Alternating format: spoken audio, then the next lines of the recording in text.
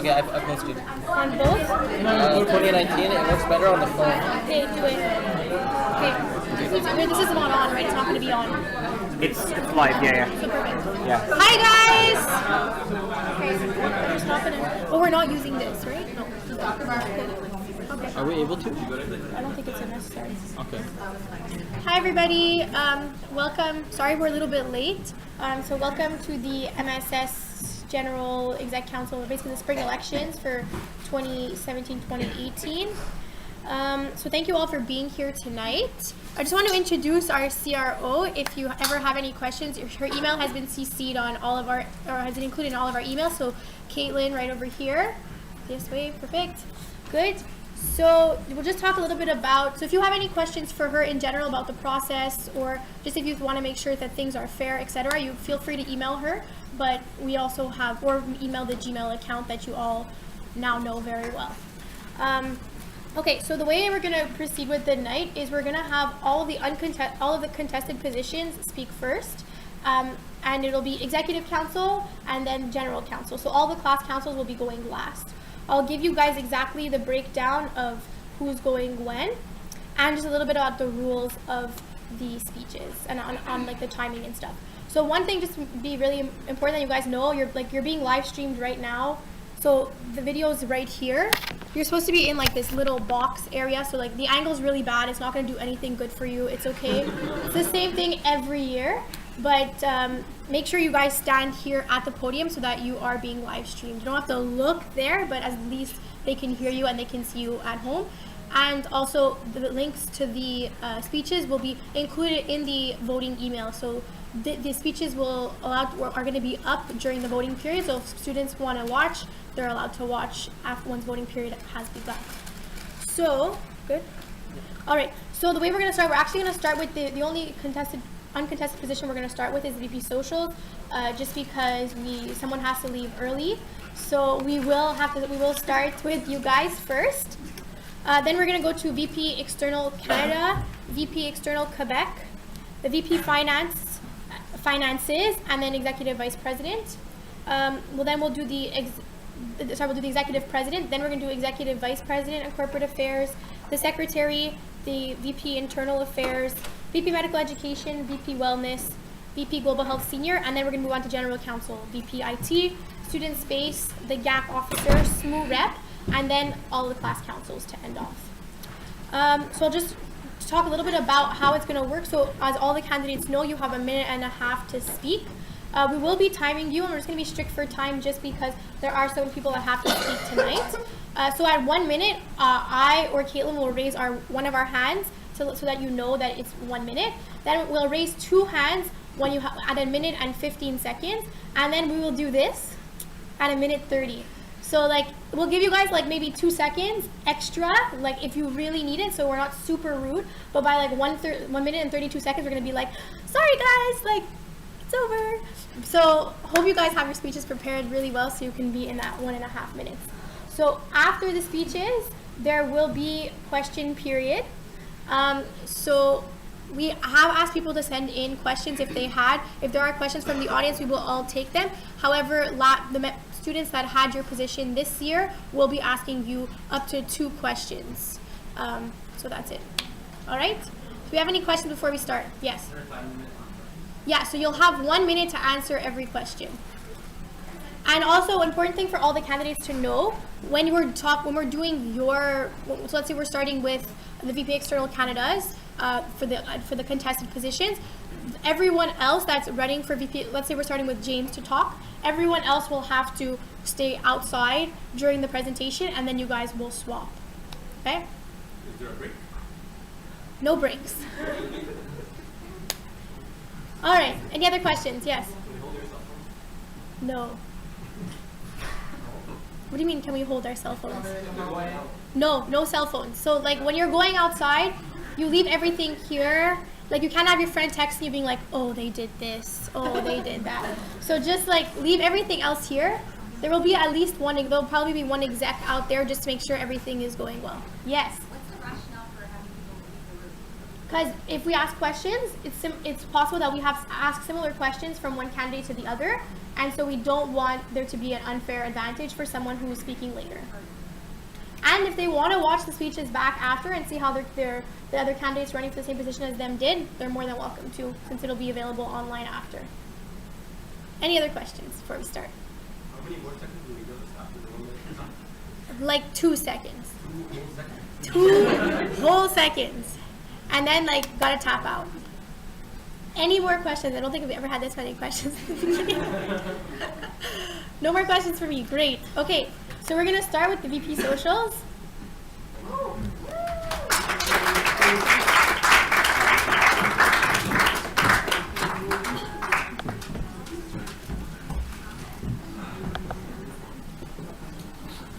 Can we put a computer?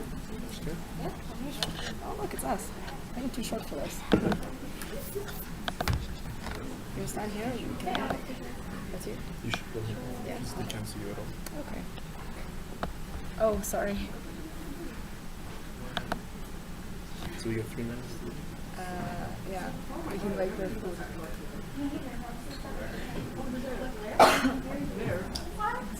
Did you cut off? Switch of things. Was it too embarrassing to go put it back?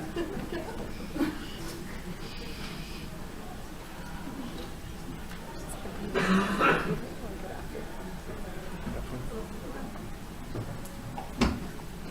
you going to tell us when to start now? Tell us when to start.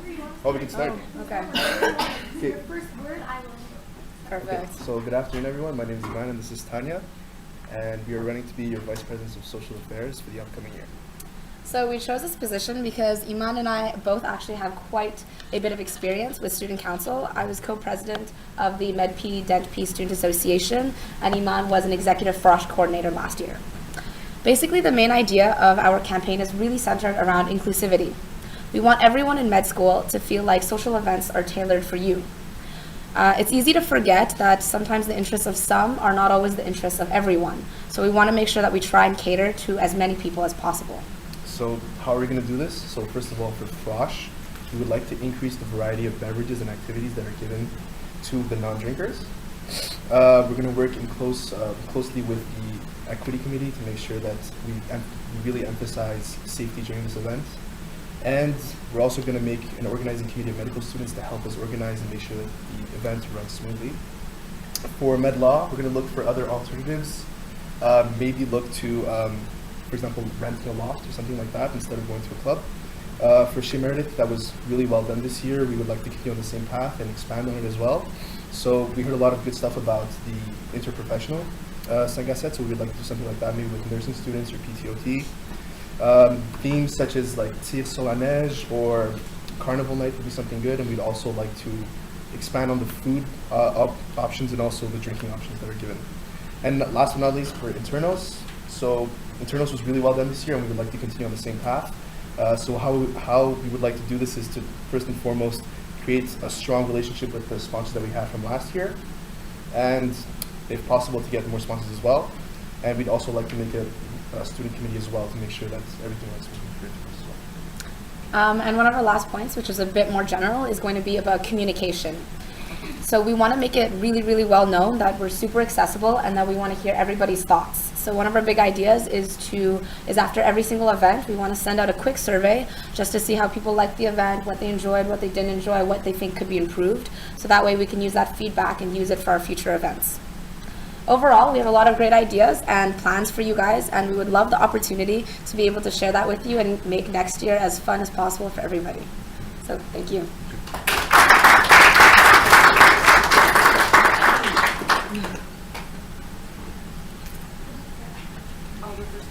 Okay. My question is, one thing that either you mentioned or wasn't on our platform is something that me and Simon is struggling with, and it's reaching out to mentors and mentors and how to make their attendance to events more prominent. And so I was wondering if you guys had any ideas as to how to ameliorate that.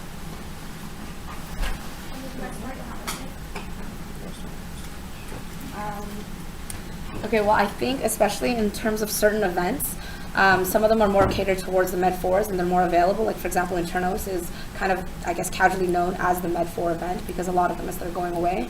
So I think that we would focus on the events that are more, I guess, time commitment related. For example, Shermer, I know that in Med 1 and probably Med 2, we have a lot more free time in that respect. We don't have mandatory hospital shifts or anything like that. So I guess when it comes to those more time flexible, we would definitely put more of a priority on, reaching out to the Med 3s, finding out what their schedules are like, when their exams are, and centering that. We can also ask the class reps to tell us what's the best days, and also we can ask them to tell the Med 3s and Med 4s about the events as well. I guess increasing advertising, like that's a big thing, reaching out through, different social media platforms and email for those who don't use Facebook per se. Do you have any questions from anyone in the audience? So we'll give you a scenario we encountered like this year, just to see like how you guys would react. So let's say it's during Frosh.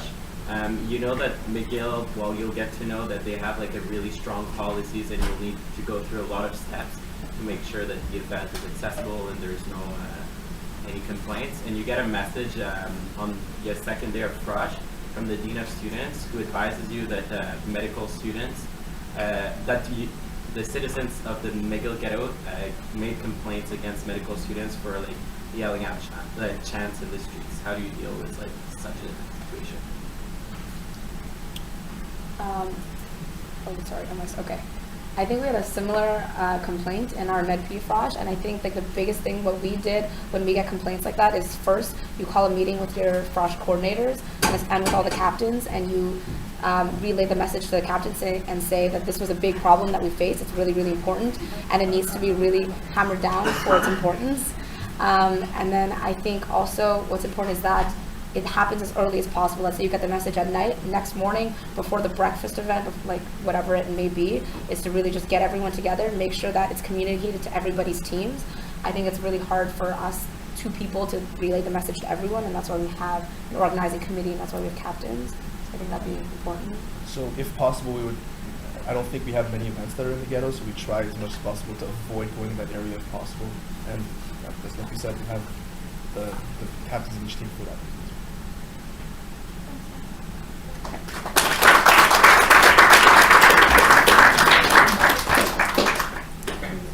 Any more questions?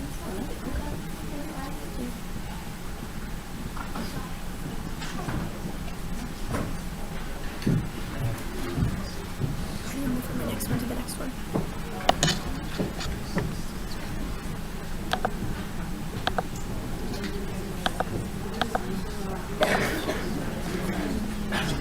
All right, so we're gonna go up to the VP External Canada. So if, we're gonna start off with James, then it's gonna be Ghizlane, and then it's gonna be Nicolas. So I'll just ask if all of you guys can bring me your phones.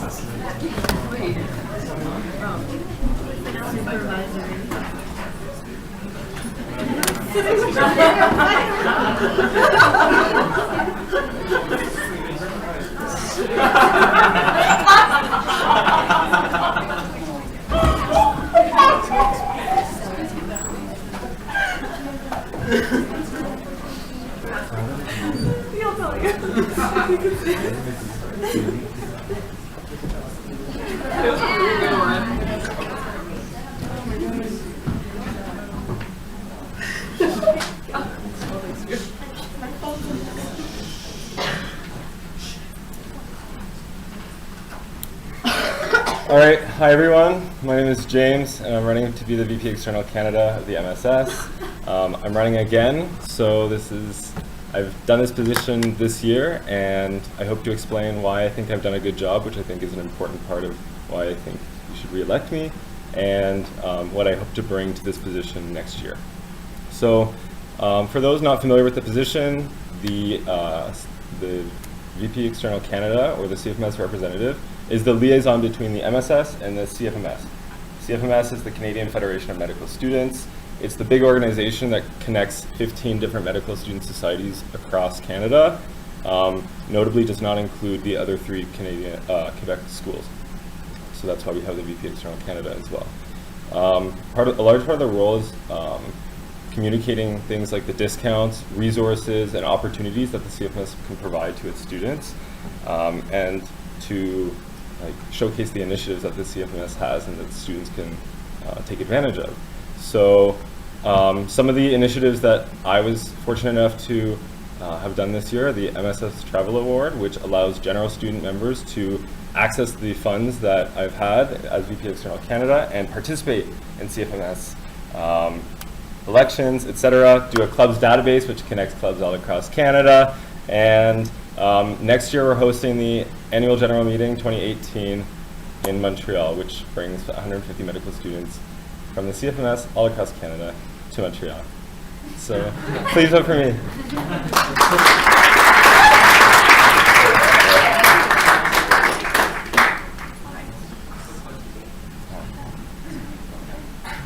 So the unmatched Canadian graduate issue will be a large advocacy point next year in CFMS.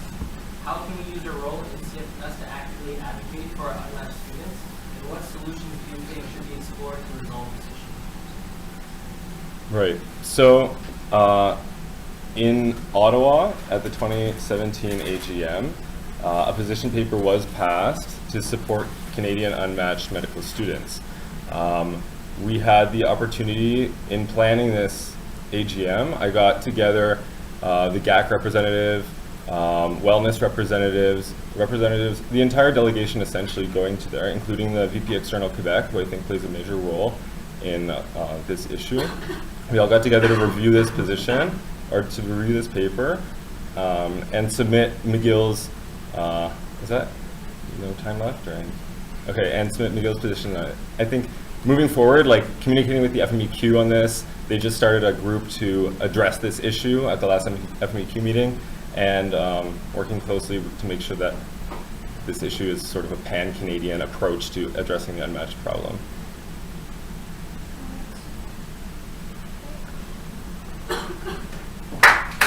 Oh, is there a second? Sorry. Are there any questions from the audience? Okay, so I'm going to go with mine. Sure. So, James, Yes. you will be a Med 3 next year. Yeah. Med 3 means clerkship, Med 3 means unpredictable schedules, and traditionally there are no Med 3s on the exec council because of the demanding role. How can you prove to us that you will have enough time to be able to contribute to the exec council as much as you did this year or more? Right.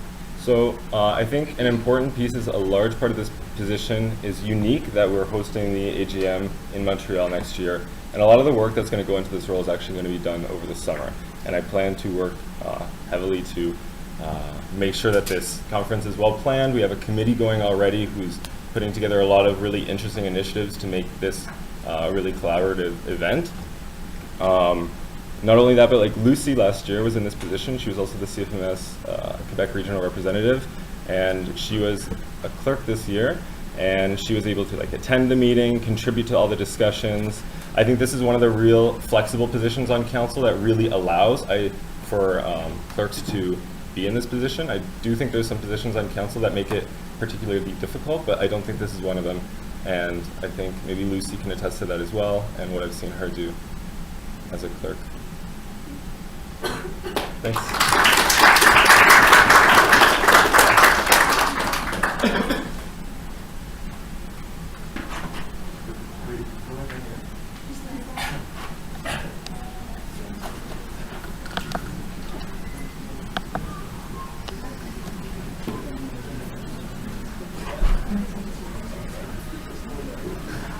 Okay.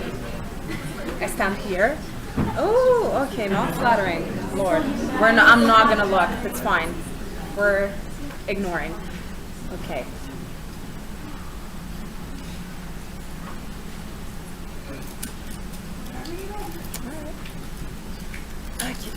So, good evening, everybody. My name is Ghizlane Moussaoui, and I am running for the VP External Canada position.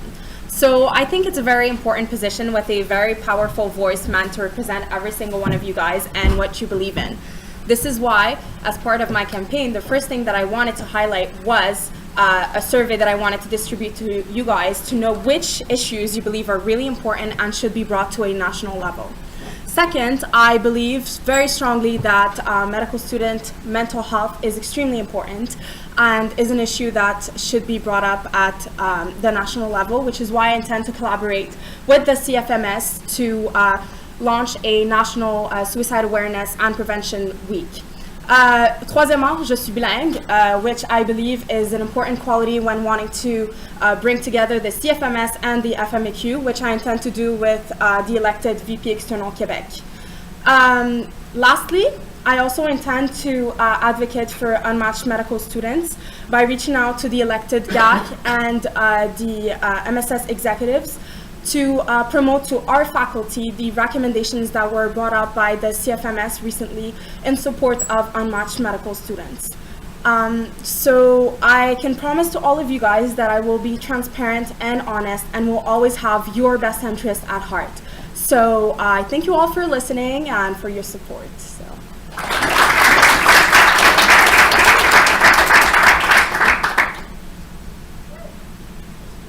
Yes. The unmatched Canadian graduate issue will be a large advocacy point next year in the CFMS.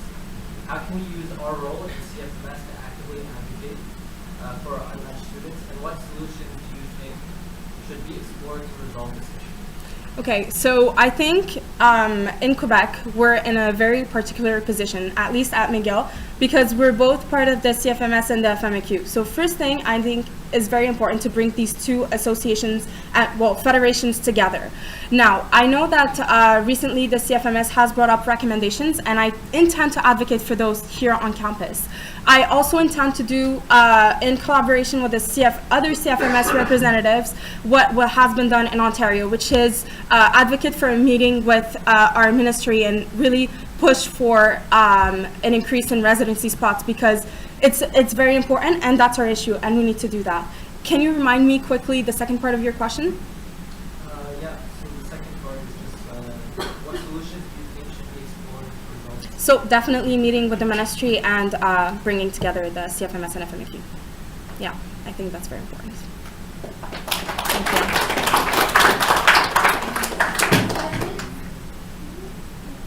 All right, so one for me then. Oh, that was sorry. Go ahead. Go ahead. So they talked a little bit about the MSS Travel Award, and I applied for it, and I know that it was quite competitive to get the MSS Travel Award. So because it's like a financial strain for like a lot of students, how would you work to improve funding so that more students in the field can attend CFMS, including the fact that it's here next year? Okay. So that's very interesting that you bring this up, because we had a question yesterday asked to us about the budget and the fact that $16,000 were allocated yearly to the CFMS attendance conference. Out of that money, a lot of it is not used, meaning that we would have a lot of extra money and budget to, in my opinion, extra budget, which I believe should go towards student initiatives and promoting the presence of students at those events.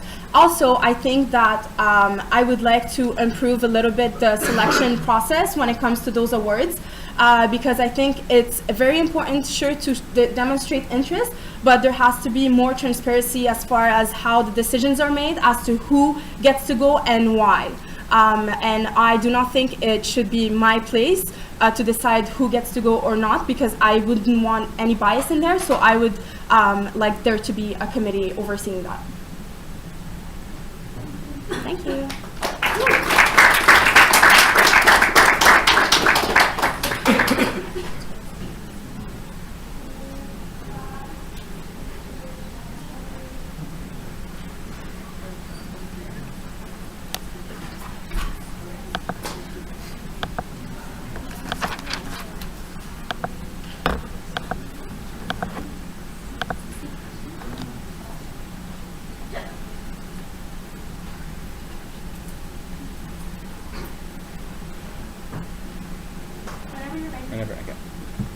So hi everyone, my name is Nicolas and I'm running for VP External Canada. In my undergrad, I had a position as VP Physical Therapy, which meant I was the liaison between the Canadian Physical Therapy Association and the student body.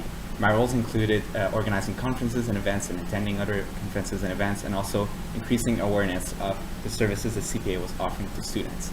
As you can see, there's a lot of overlap between this past role and the one I'm applying for, but there's also a lot of differences and challenges I'm willing to overcome.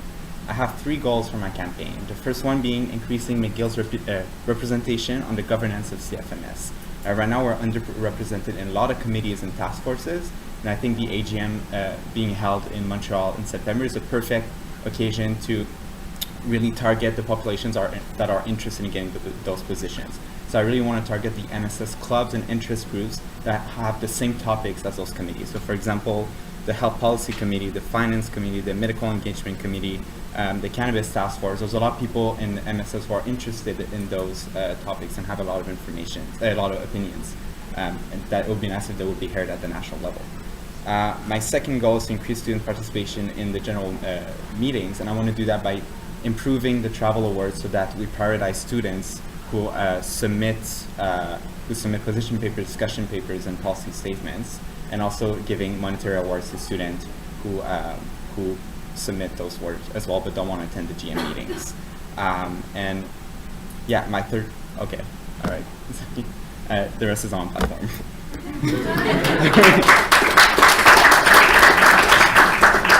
That went faster. Yes. The unmatched Canadian graduate issue will be a large advocacy point next year in the CFMS. How can we use our role in CFMS to actively advocate for our unmatched students?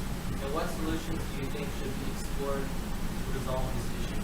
Yes. So it's an important issue, especially for us, because as the only Quebec member, like McGill is like the link between the other Quebec schools and CFMS, because we're the only school in Quebec that's part of CFMS. So we're like in a position where we have to advocate for everyone in Quebec, a lot of unmatched students.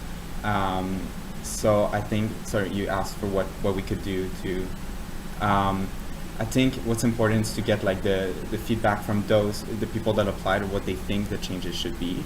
For example, how matching should work, like in terms of like when you decide your priority, your choices. So like obviously it would be a lot of like discussing this, getting feedback from students who didn't get matched. I think that's the first step to go at it. And that's all I have to say for that for now.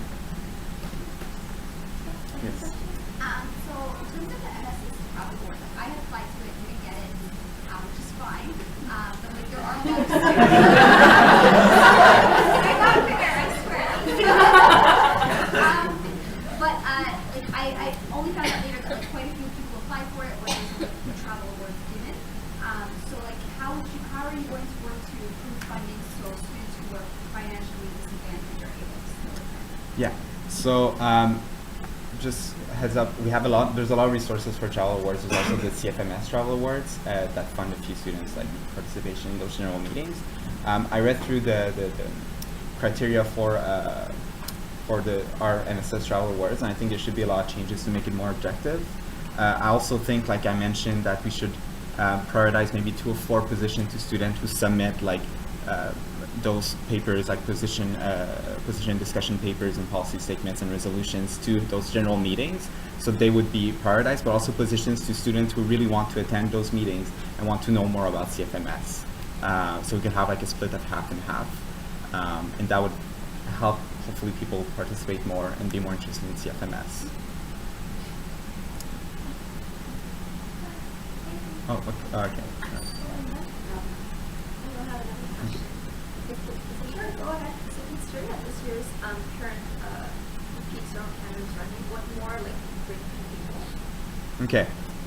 Yeah, so this has been a concern by a lot of people, especially because the AGM is being held in Montreal this September. And with this year's, the bid was a great, like an awesome achievement, but the committees will stay. Like even if we change VP External, it will still stay the same committee, and the AGM will still be held in Montreal. it's September. It doesn't change the fact that the conference is held here. I think it's just a matter of like working with this year's VP External to like sit on the committee and work together to make it the best experience. So yeah, and also bringing new ideas. Bringing new ideas. Like it's just, I have a lot of plans for like increasing McGill's representation. I feel like that wasn't touched upon in other platforms as much. I really want to make sure McGill has a place in CFMS and our ideas. We have so many great ideas. I really want them to be heard at the national level.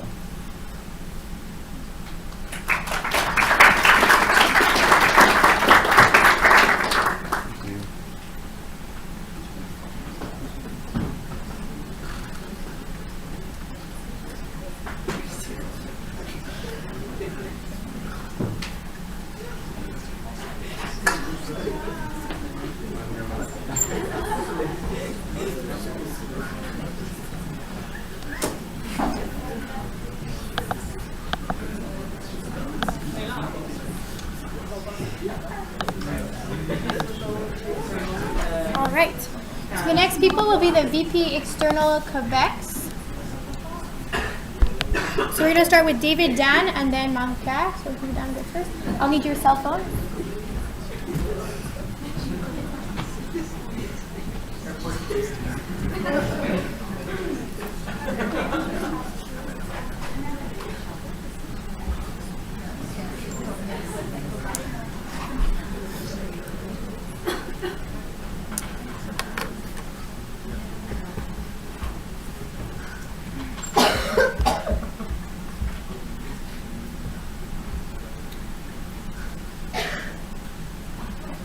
Great.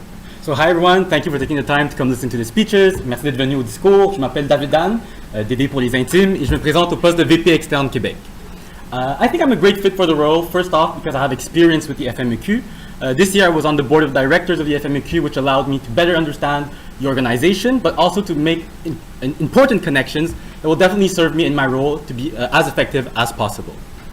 The second reason is that I'm really passionate about voicing the concerns of students when it comes to social and political issues. And I think just fundamentally, it's about creating a community of engaged medical students in Quebec. To do that, I have three things in mind: inclusivity, accountability, and a clear-cut vision. One part of that vision is to make sure that I accurately represent your interests. And I think that's the easiest thing to say when you present yourself to a VP external position.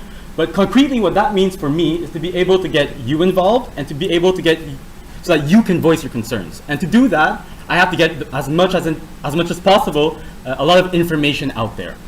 So, for example, one of the things I discussed with the incoming VP internal is having a monthly press review of what's happening in Quebec, or also posting every report that I have after a meeting with the FMEQ. And finally, another really important aspect of my platform was strengthening the MSS position within the FMEQ.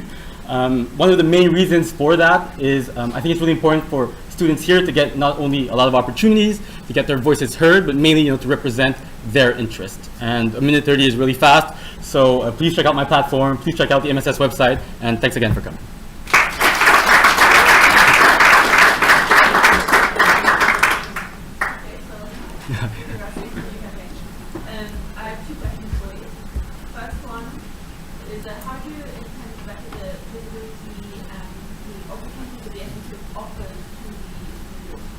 Yeah, so one great thing that happened this year was the first meeting, I think at the beginning of the year, where you and James were presenting the CFMS and the FMEQ. I think an initial meeting at the beginning of the year is really important to get the information out there. I think Frosh is also a great opportunity just send out a few flyers. I think more fundamentally, it's about posting in the groups, getting people engaged.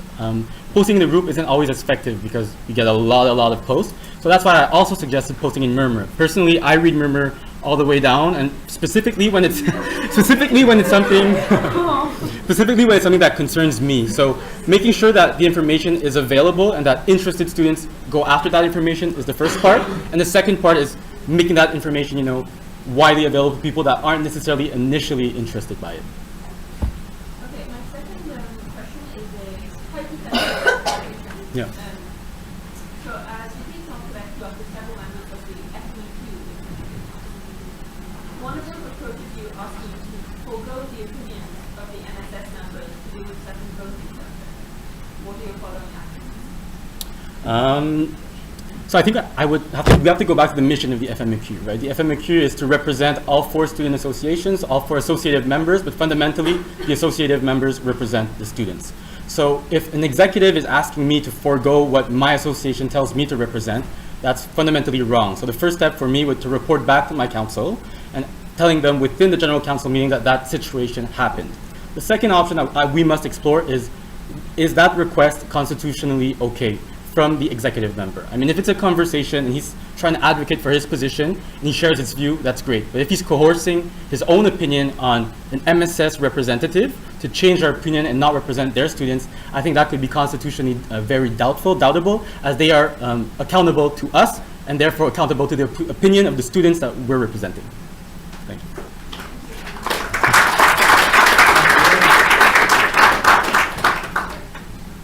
So this year is an election year in Quebec, and lots of major issues turn on healthcare. So if you're elected to VP Quebec, what's your plan to mobilize students, get students to vote, or pursue other avenues? That's a great question. The first thing I think of is the Journée d'Action Politique, so the political action day that we had this year, and we specifically did it with the intent that, the elections are coming up and let's put pressure on the government. I think for students, it's really to, once again, get their concerns out there, tell them that this is a really important year for the government of Quebec, and we have the chance to really make ourselves heard. So getting that information out there. I was expecting a question on, residency matches. This I also think is a great year to get that conversation going again. Because in Quebec, there's a table de concertation where the FMAQ actually has a position sitting there. And I know the government is not talking about that conversation because it's a difficult one in Quebec. It's a very pricey one, changing the whole system of admissions. And it's kind of being, slid under there. So as students, we have to bring that back up. So bringing back issues that are very important to us and making sure that we ask the students first what issues they want to bring up.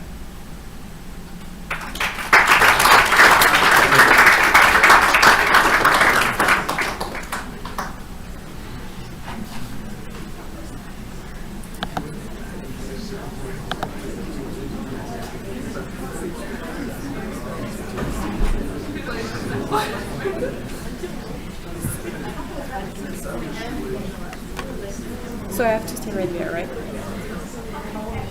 Okay. So hello everyone, my name is Marie-Pier and I'm running for the VP Action Quebec. What's that?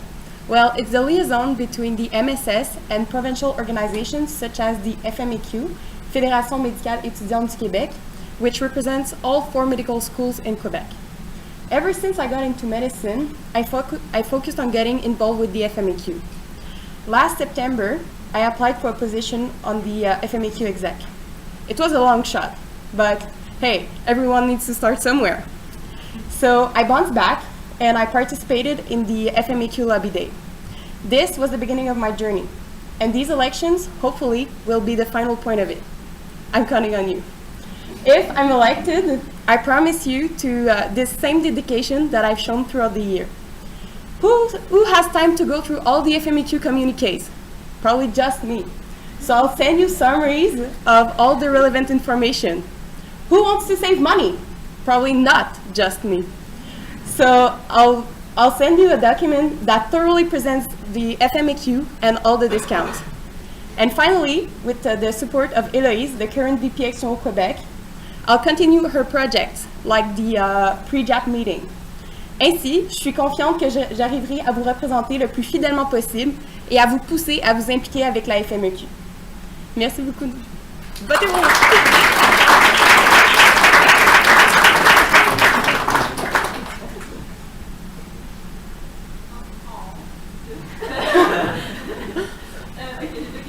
Okay.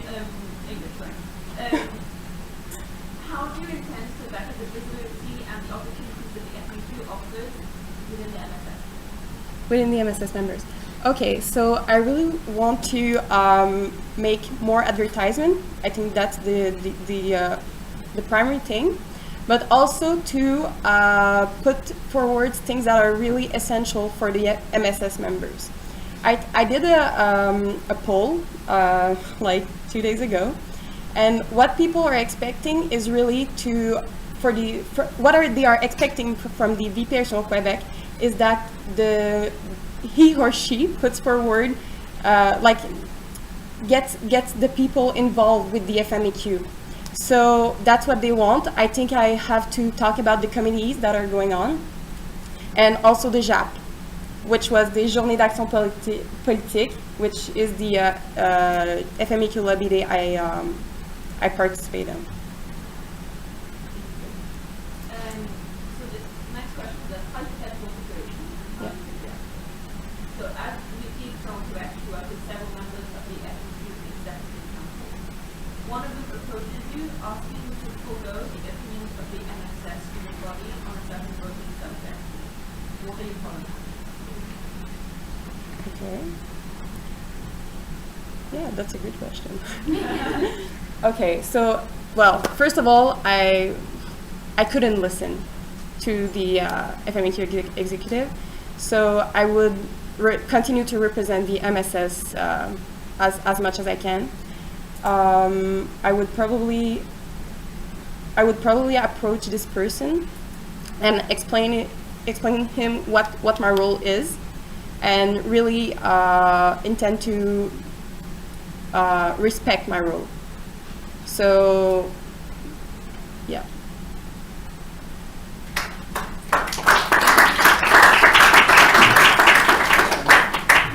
Is there enough? Yeah. So this year, it meetings in election year in Quebec. So many of the issues are on healthcare and everything. So what's your plan to get students to vote, to get mobilized around political issues and pursue some action? Okay. So I think people has to understand the importance of politics even at our level, because we're going to be in hospitals. Well, med2s already are, but I mean, as our future carrier, we really need to understand that the future of our patients is really important, and that will affect our carrier also. So I think I would advertise for the impacts of these political issues.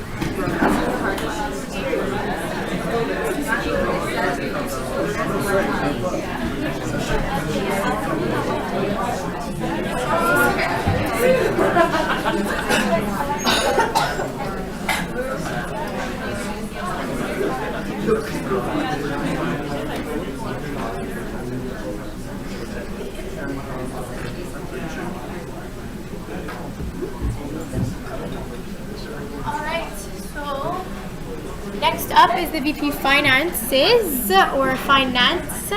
So it appears as though Pouya is unable to make it. So we will go on with Hassan.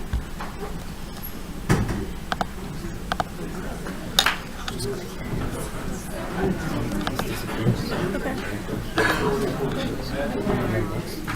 Perfect.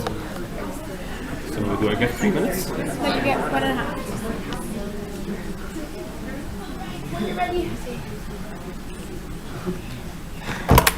Alright, bonsoir mes amis. So my friend over there told me that I should speak French. I'll get some more votes. I'm not sure about that. We'll see. I mean, that's all I know in French. So jokes aside, before I start, I would like to thank Davide. He did an absolutely awesome job at VP Finance. I only have 90 seconds to talk about myself, or 92 if Amanda allows. So my name is Hassan. I'm running for VP Finance. And my campaign really boils down to 3 things: experience, transparency, and proactivity. So in terms of experience, I do have a lot of experience in student clubs. I was VP events in the McGill Tennis Association during my undergrad for 2 years. And you might think that events doesn't really have to do with finance, and I kind of agree. But back in the time, the McGill Tennis Association didn't have a formal VP finance.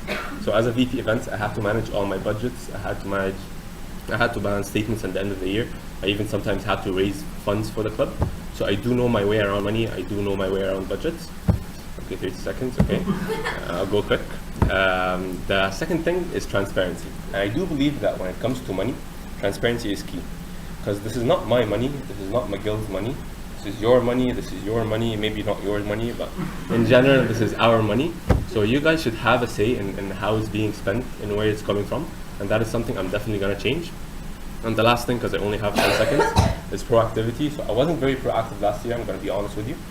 I had a lot of things going on, but I do believe that for any institution to improve, okay, she's telling me to stop. I mean, okay, you can read my platform if you want. It has all of these things.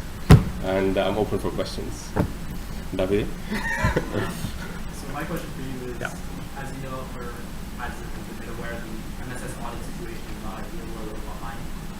When it comes to auditing, oftentimes we get a little bit of not resistance, but the auditor does well to answer, or you will be dealing with the past finances, and you will have to kind of liaise some of their audits. How would you go about it if something comes up that one of the past finances doesn't cooperate, or the auditor is not responding? Okay, thank you for the question. That's a very good question. And in general, I'm a team player, right? I do believe in a holistic approach in everything. So if I do get, she's laughing, okay. So if I do get elected as a VP Finance, the first thing I do if I face such a problem is that I'll come back to my other executive members. I will discuss it with them. And it's basically a problem that anyone could face. And when I face such a problem, I would sit down with myself. I would understand why the problem happened. Every problem has a cause. If you understand the cause, that you can definitely solve the problem. She's telling me 30 seconds again. Okay, I'll go fast. I will come up with potential solutions. I'll discuss with the executive members. We'll come up with a solution, and yeah, I hope that answers your question. Any other questions? Okay, I don't need the 15 seconds. I'm done.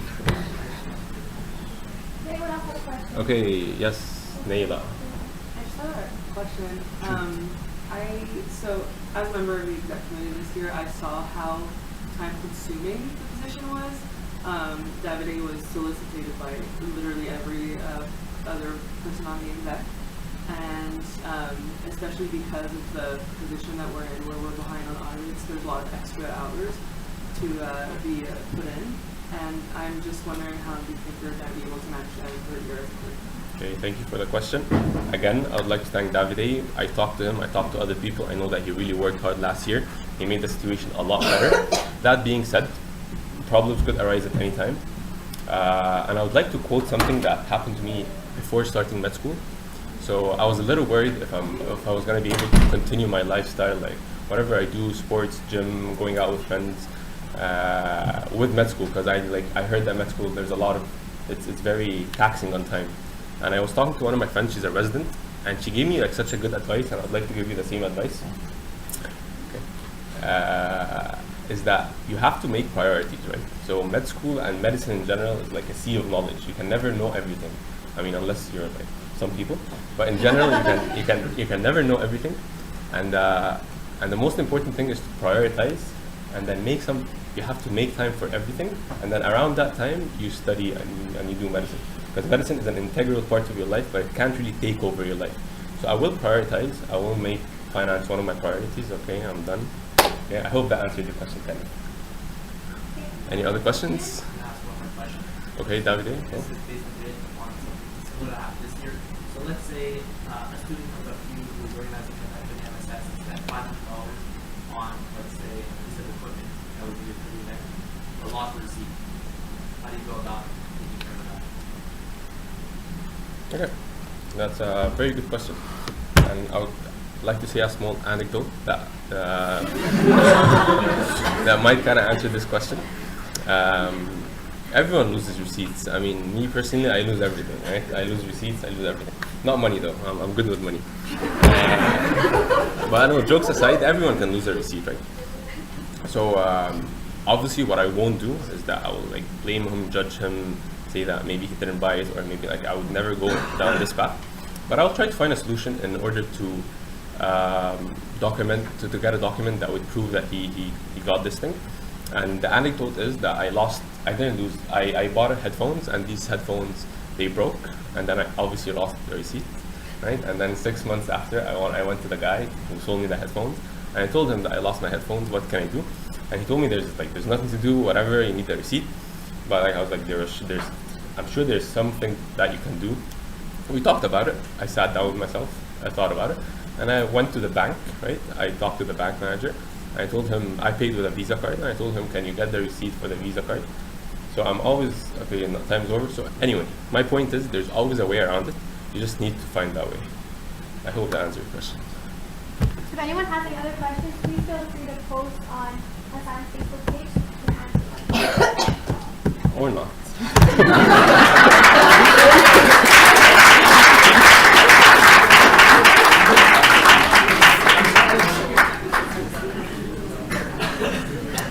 Okay, we're going to move on to the MSS executive president candidates.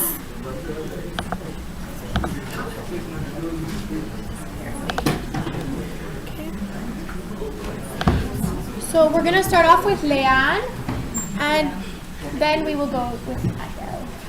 Also, just a quick thing, right after this, we're going to go to the we're going to start off with the Med 4 Council, and then we'll proceed in the regular order that I already mentioned at the beginning.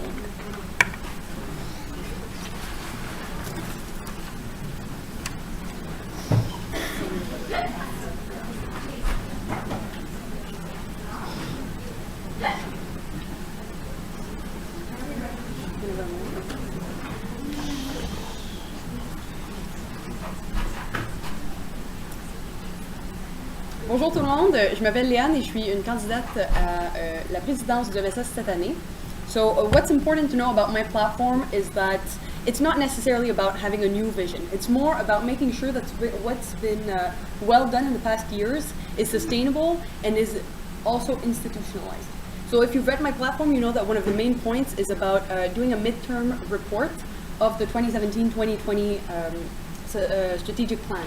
Why? Because I believe we need to realign it, and it'll be based on student feedback and roundtables. So it's important because it'll be based on a participatory approach. It'll imply what you guys want, and it'll basically what concrete changes you guys want will shape the MSS's agenda for the next few years, may it be related to wellness or IT or communications or social or whatever. As I believe that if I'm elected, I'll be surrounded by an array of vice presidents who are more than capable. You've probably seen that my platform does not include any idea that would restructure their own platform. It's also important because the excellent work that was done by the last few years council, we don't want it to go to waste. And in order to not get it to go to waste, we have to anchor change in a sustainable manner and ensure that each year for the future will bring change to the table. Now, apart from this, I've also focused my platform on other things such as communications and representation and also transparency and accountability, so please do check it out on the internet. Thank you.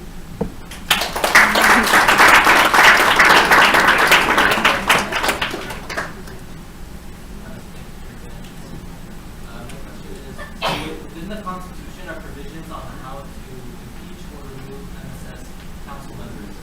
Would you ever use this approach in your leadership of the MSS? And if so, under what circumstances? I think this is a situation that warrants more than just my opinion. So I think I would definitely have a meeting. First off, try to speak with that person. Second off, have a meeting with what is considered right now to be the board of directors, which is, I believe, VP Finance, Executive Vice President, and also the President. By the way, check out my platform. I'm actually thinking of maybe considering creating a board of directors, but check out my platform. And also, so I would consult with that, because basically what a board of directors is to make the council like accountable. So that, seeing as someone would not, like, for example, do their job or whatever, I would make sure to work with this, which is what we call Conseil d'administration in French, to, I would maybe take this step if necessary after consulting with others.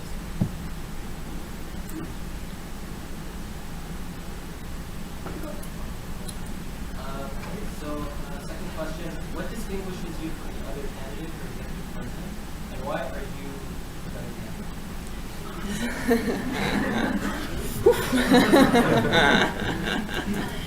Okay, so I believe that my platform is based more on long-term change and sustainability, institutionalization, and for me that's what the role of a president is.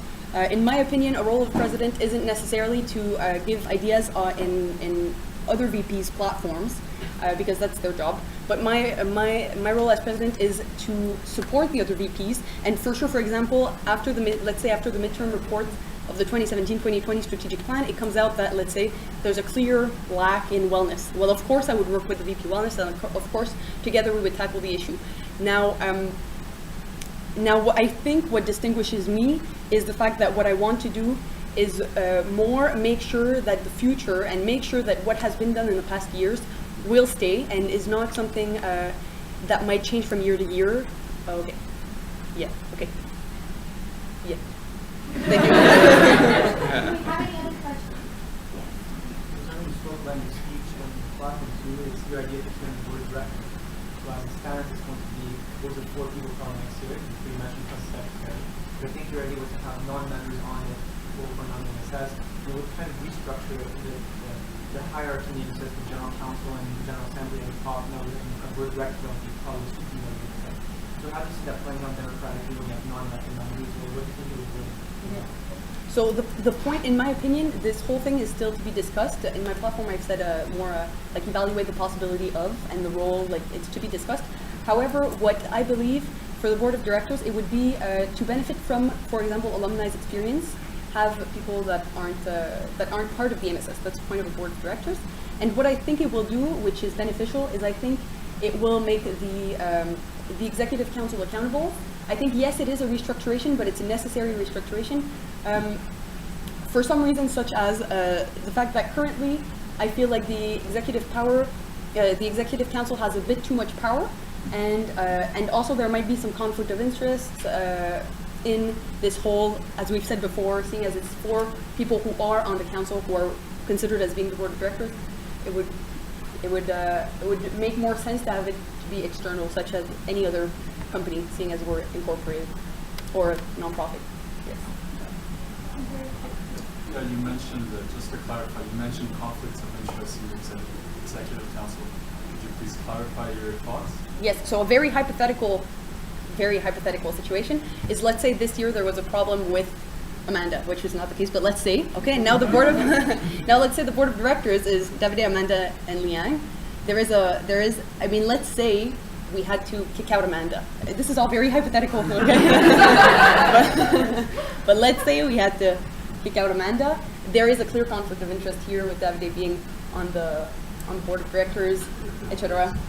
I'll just make one comment. I think that a big part of being part of council is about being professional and setting aside your personal life and working together that way. So, good point. But I think also part of being an executive also about being professional and making sure those conversations don't actually come to life. But good point. Yes. I agree. Very agree.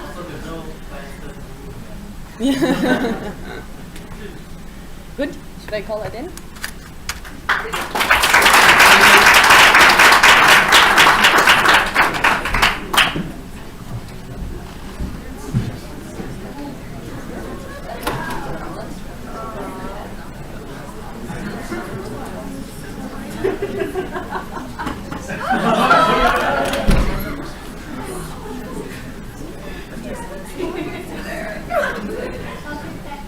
Okay. So hi everybody, for those who don't know me, I'm Adel, I'm a Med1, I'm running for MSS Executive President. So a bit of my background, so over the last few years I have been founder and co-founder of 2 very successful startups, the first one being currently in the Dobson Cup finals, and the second one is producing videos that are currently being seen in more than 70 countries, surgical videos. I'm also a national officer at the Canadian Federation of Medical Students, and I have been in my student council at INCIJEP. So as you can see, I have a lot of experience in leading organization and how to implement projects, evaluate projects, implement and evaluate projects, exactly. So my platform is in three main points, and I developed it with by talking with a lot of Med 1, Med 2, Med 3, Med 4s, and members of the executive councils. So my first point is about strengthening the MSS by implementing the new constitution and by bringing new policies to make the MSS move forward. My second point is about improving the communication between the MSS and the student body in order to always be building on feedback, also to be better advocates for you. And my third point is about providing better service for the MSS members, by example, by working with the VP IT or the VP Wellness, by doing a clerkship database, for example, or a wellness section on the website. So, j'aimerais juste remercier de m'avoir écouté et dire bonne chance à tous les candidats, entre autres Leanne. Merci beaucoup.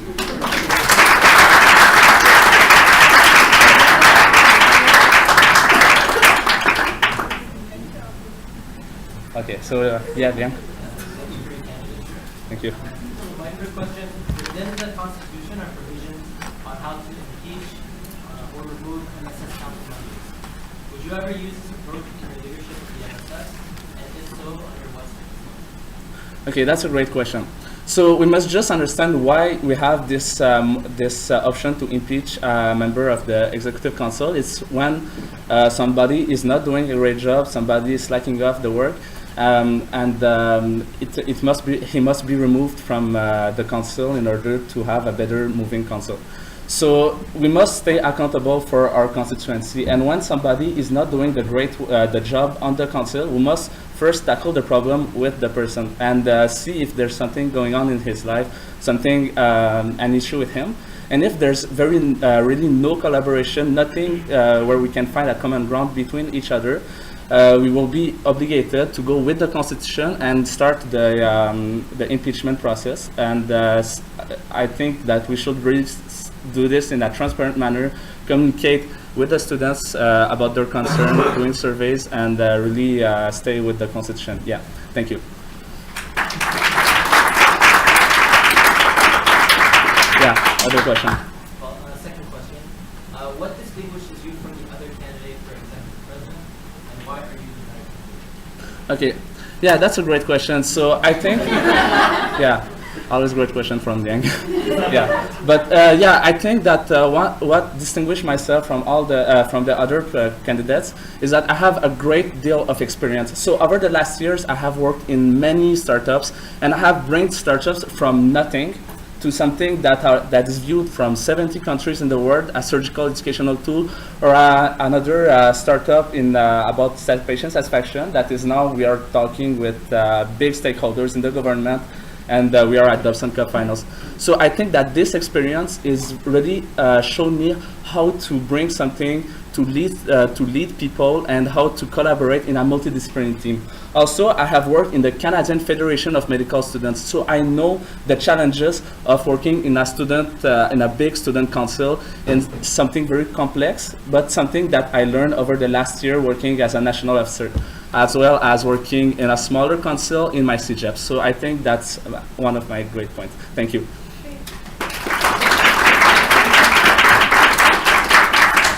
Next question. I want to ask a similar question to the candidate. I'm going to rephrase it a bit than what you talked about. So you talked about the new constitution and all that. What are your thoughts on the way the MSS is structured, where maybe the executive council has a lot of power, concentration of power, and it has some people, including the president? And how do you see that role playing out? Would you think of having a board of directors or members, or have some other approach to balance power in the MSS? Yeah, good. So one of the first, thank you for the question. And one of the first things that came in my mind when I read about the new constitution is that it resembles a lot about the constitution of the CFMS, for example. So what the constitution made basically, so what they did is that they made the executive council smaller, and they put put new officers around the executive council in the general council. So I think that's a great idea because it allows to have the power between less people, yes. But it allows to have a better communication between each people that are the stakeholder in the executive council. So I think that's a great approach, but there's issues about balancing power, as you said. So that's true. Something that have been in the strategic plan is an option to have a board of director, and I think that's a great option because it can. It will allow us to bring external people that have no bias about the MSS in it, and to help to bring better solution and to have an objective view about the MSS. Thank you. Yeah.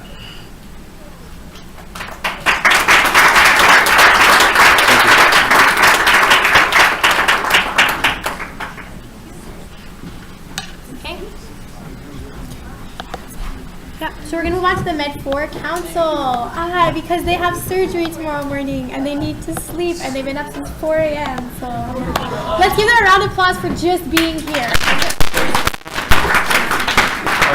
Where's the camera? We need to pick the people at home. It's very flattering. Yes. Perfect. Awesome. So we'll do it together. We'll do classes.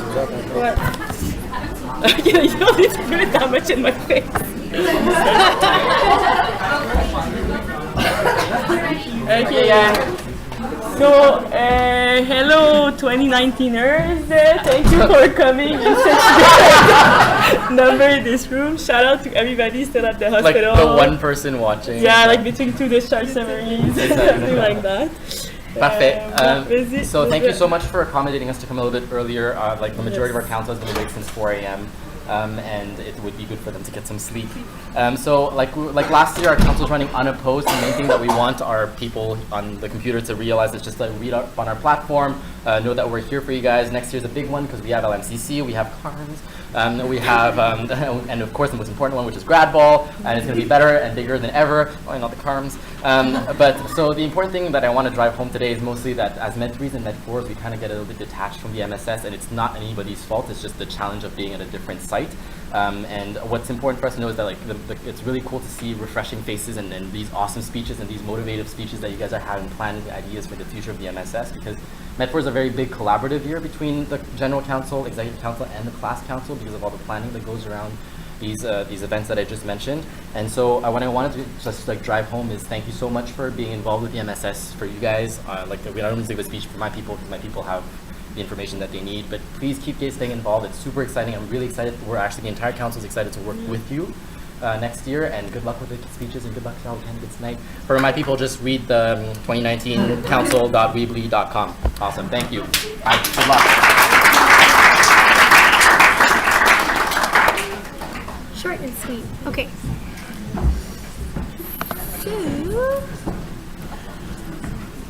Okay, we're gonna move on to the VP IT, well, the IT officers. Sorry. Is he beginning? Okay, so Nico will start, and Ali will go outside.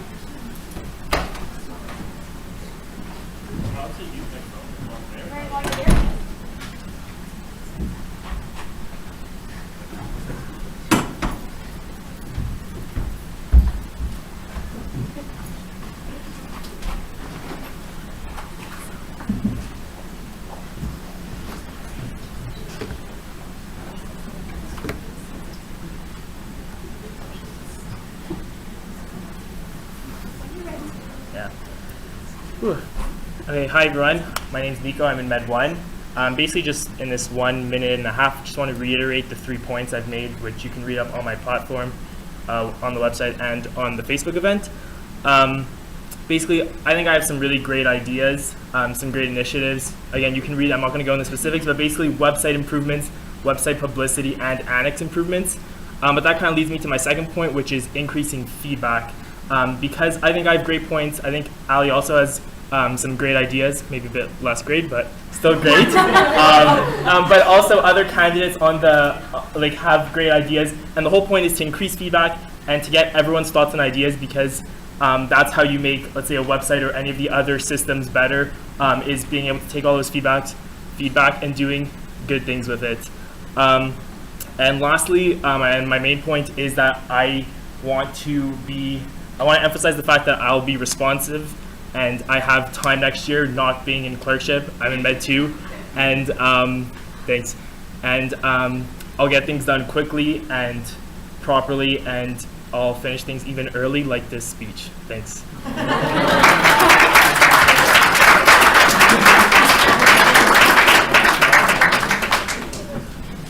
open to questions. Do you have any questions? Yes. Thanks for the speech. It's just can we get a brief description of what experience you had? Yeah. So also on my platform is the fact that throughout my education I've taken different electives. No actual, well, it's still considered formal education, but it's just been electives here and there in Java, in SQL and HTML. Main experience in HTML was this past summer. I worked on a research project, and part of it was making websites which were hosted on the McGill server, mcgill.ca/blah blah blah, and also creating surveys. But that's my experience with HTML. I have a ton of interest in tech and other stuff like that. And just in terms of daily experience, I mean, a lot of people just come to me daily, not maybe daily, but weekly, with different questions or problems that they might have, and I'm always happy to help them. And I mean, I can't talk on their behalf, but maybe, anyways, this is now going off, so it's gonna end it there. I'm better behind a computer than in front of this podium. So based on kind of what Ali's done in the past, maybe like the video reports, I don't know if you read them, what can you do differently than him or add to that? Well, that's a good question. Thank you. I mean, it just hashtag it down. I think Ali has actually done a really great job, especially over the past 2 years, getting the website up and running. And I mean, a ton of the things he's done, like not taking away anything from him. I think there are small improvements that can be made. I'm not advocating for like a huge change in, the way the Annex PlayStation works or the website or anything. Sorry, I haven't looked at the site either. I'm not like advocating some huge changes. I think small improvements can be made. And going back to the fact that feedback is really important, I want to open up channels of communication between the students and myself and the council. And having those channels allows for better ideas to be brought to the table. Thanks. We have a Facebook page, now the Murmur, and we have a website. How do you see the place of the website within all of these other resources? How do you see it in the future, changing roles, or just being a place for offering example of other resources? Yeah, I think the website is on its way and should be the central location, as also is, I believe, said in the 2017 to 2020 strategic goals of the MSS. The goals are to have the website be the main place for all those communications, and the more it's used, the more it's publicized and everything, which I want to help do, the more people will go to the website to get all that different stuff. And you mentioned Osler notes. Like, yeah, some people don't know that they're there, or don't know that they can subscribe to the calendar, don't know all these small features. That's part of my platform that I want to publicize it more, and hopefully have the website become that central resource, because I mean, yeah, like I think it's helpful to have a central resource. So I think that's where the website is headed and where it should be. Thanks.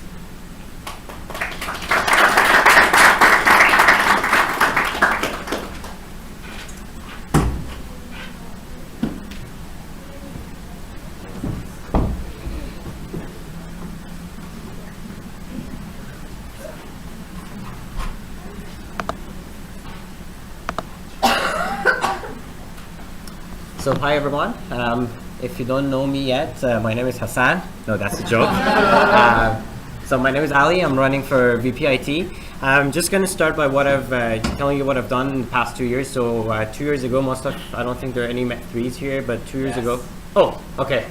So you can testify that before I started, there used to be a very outdated, slow, non-responsive website, and then these guys had to start doing their own website through ACE, courtesy of ACE, that was built on Wix, which had its own limitations. So I ran for this position 2 years ago just to improve the website and get away with the two websites and just compile them into one. And I think right now it's gone to its final phase. It has a lot of cool functionalities. You can vote on it. You can classify it's working perfectly. There's a calendar.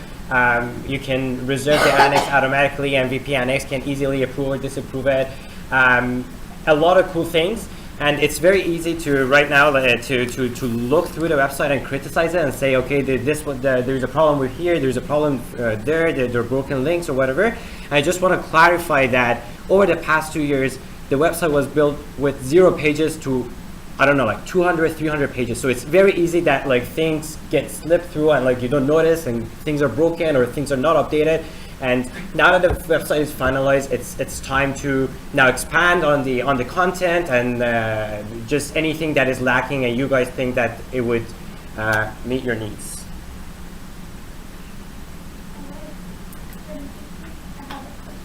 Okay, so thank you for your platform. So yes, you've been involved for 2 years. One thing is next year you'll be a Med 3.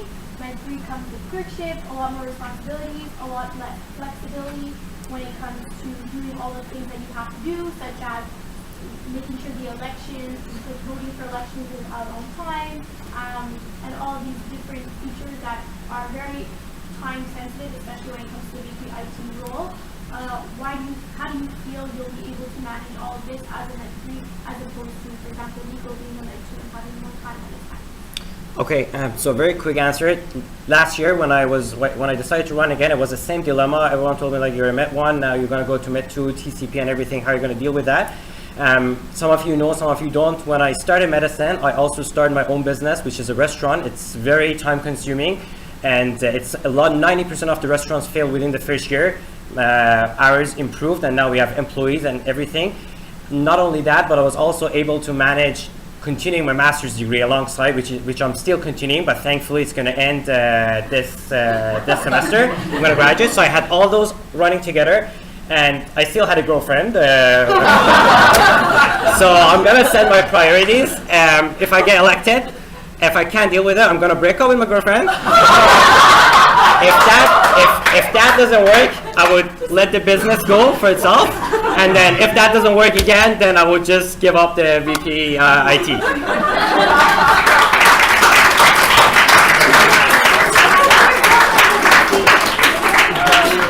so shocked.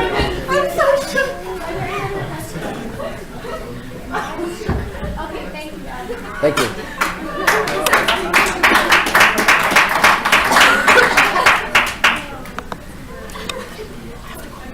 Here's your phone.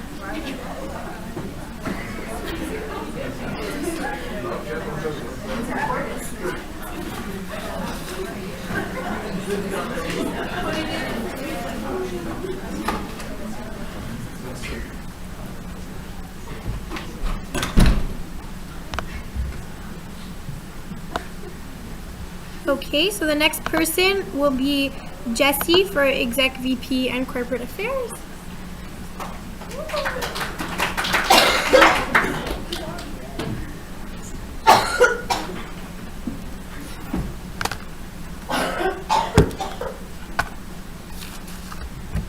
All right, so hi everyone. For those of you who don't know me, my name is Jesse, and I'll be running for the Executive Vice President and Corporate Affairs of this year's MSS. So over the course of my student experience, I've always been actively involved in student life, up until last year, where I was the Vice President of Sponsorships and essentially Corporate Affairs for the MDSA, which is the Pre-Medical and Pre-Dental Student Society. So that task involved a lot of the same jobs that would be required of me this year, which included maintaining a lot of good relationships with a lot of the sponsors that actually support this year's MSS, and hopefully a lot of the others that don't, I can hopefully use that experience to my advantage. So given my experience and the nature of this position, my platform involves 3 basic areas. I want to reduce the cost of being a medical student, which is already expensive enough, increase the access to educational resources, and increase the transparency of the Constitution. So given that, I have 5 general ideas or themes that I would like to improve on, which is basically maintain a lot of the sponsorships and renew those relationships and keep them going, as well as also hopefully looking to create some new ones and find some new potential sponsors. Continue the great work that's already been done this year's council on ensuring basically the discounts on textbooks and other kinds of medical equipment like stethoscopes and BP cuffs, that kind of thing. Also try and keep the MSS relevant to clerks. I know that it gets harder as the years goes on to stay relevant, so you know, hopefully continue on sponsorships that will promote, help with interview prep, and also discounts for textbooks on LNCC, stuff like that. continue to increase the transparency of the MSS and collaborate closely with the socials. So I know I don't have a lot of time, but you can see everything on my platform. Thank you all, guys.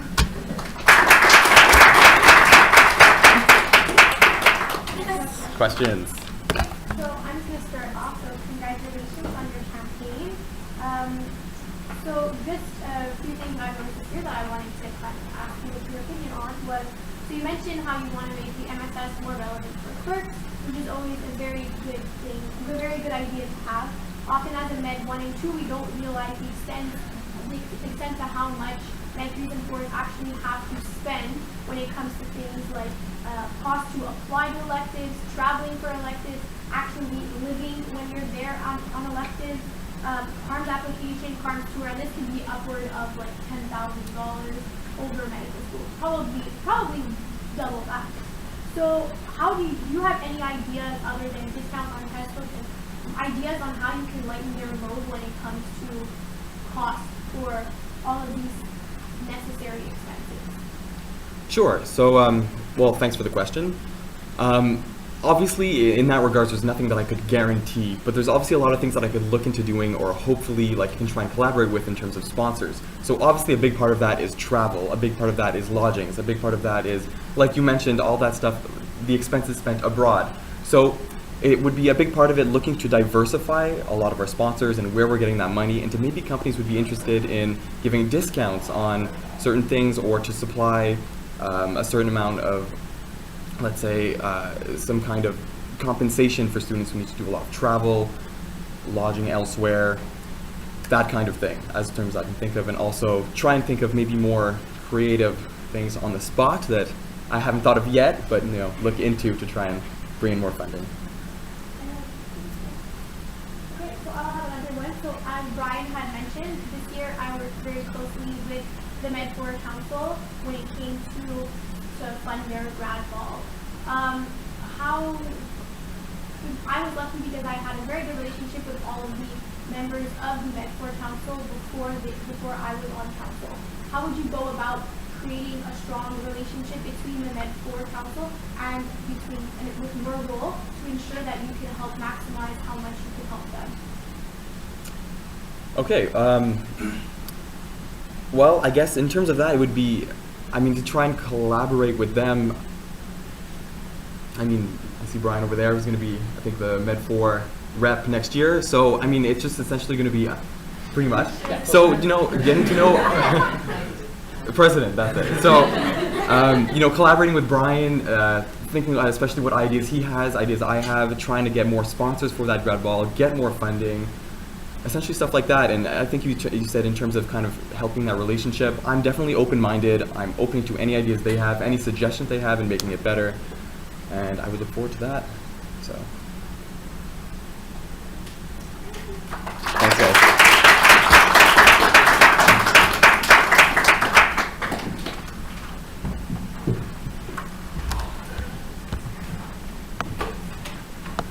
Okay, so Maddie for secretary.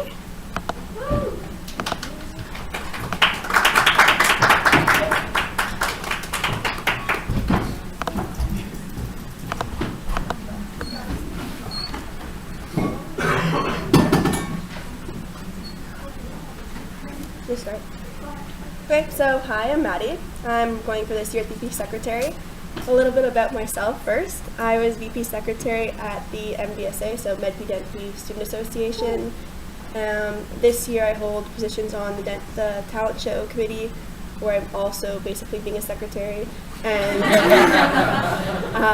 and the Med Games, where I'm technically VP Corporate Affairs, but also technically being a secretary. So basically I have the experience that you guys will want. I'm really organized, and I keep my agenda cleaner than my room, so that's definitely good.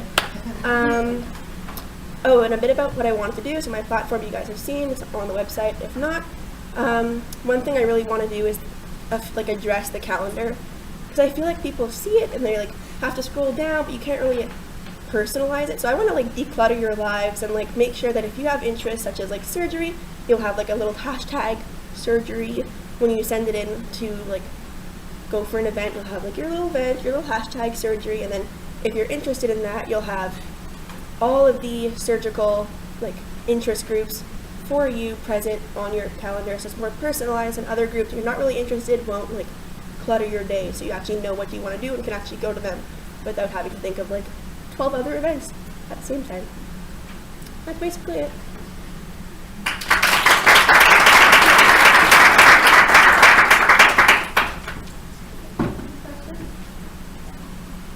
So the secretary position is a position that we decided to add this year to lighten the load for the executive vice president, VP internal, and VP finance. And we thought that this would be, all of the responsibilities would be perfectly encompassed by this role. One of the roles that I had that will now become yours is organizing general and executive council meetings.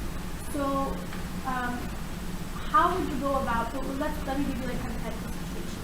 You send out the executive council meeting schedule very much in advance, and the day of the executive council meeting, you send everyone back an email saying, reminding them to be there.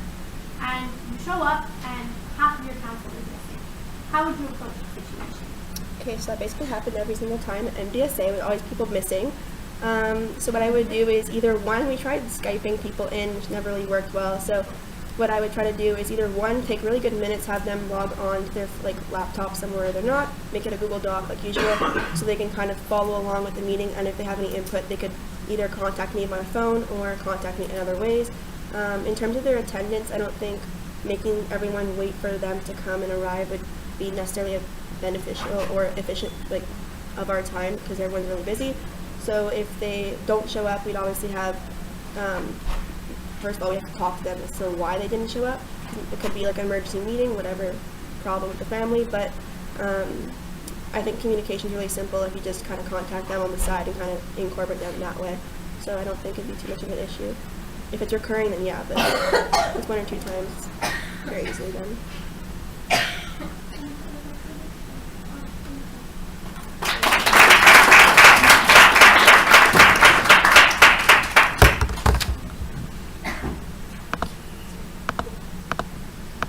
Okay, VP Internal Affairs, Sonia.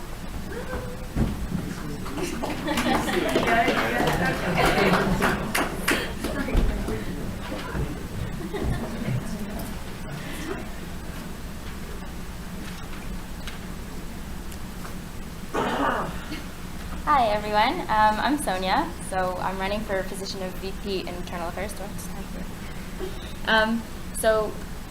I've been on the council before, so last year I was VP at Academics in the Med-P Council with Alex, and that experience really solidified for me the importance of communication between a council and a student body. It also made me realize that I genuinely like talking to you and hearing what you have to say, hearing about your cool initiatives, and doing what I can to help your projects come to fruition. So my platform is pretty simple. It centers around efficient communication and accessible information. A few of my ideas would be to make minor adjustments to the murmur email that Annie has always done very well and is already pretty excellent. But I'd like to add a calendar at the top of the email so you know what's upcoming in the week and what events are coming up in the coming days so you can plan your week. I'd also like to give you an option to click directly on the table of contents, and it would be a link that brings you directly to the event that you were interested in, because not everyone has time to read the murmur from top to bottom like Davidan. I'd like to also increase MSS social media activity with collaboration from IT officer to post cool or exciting new initiatives that are taken on by MSS students.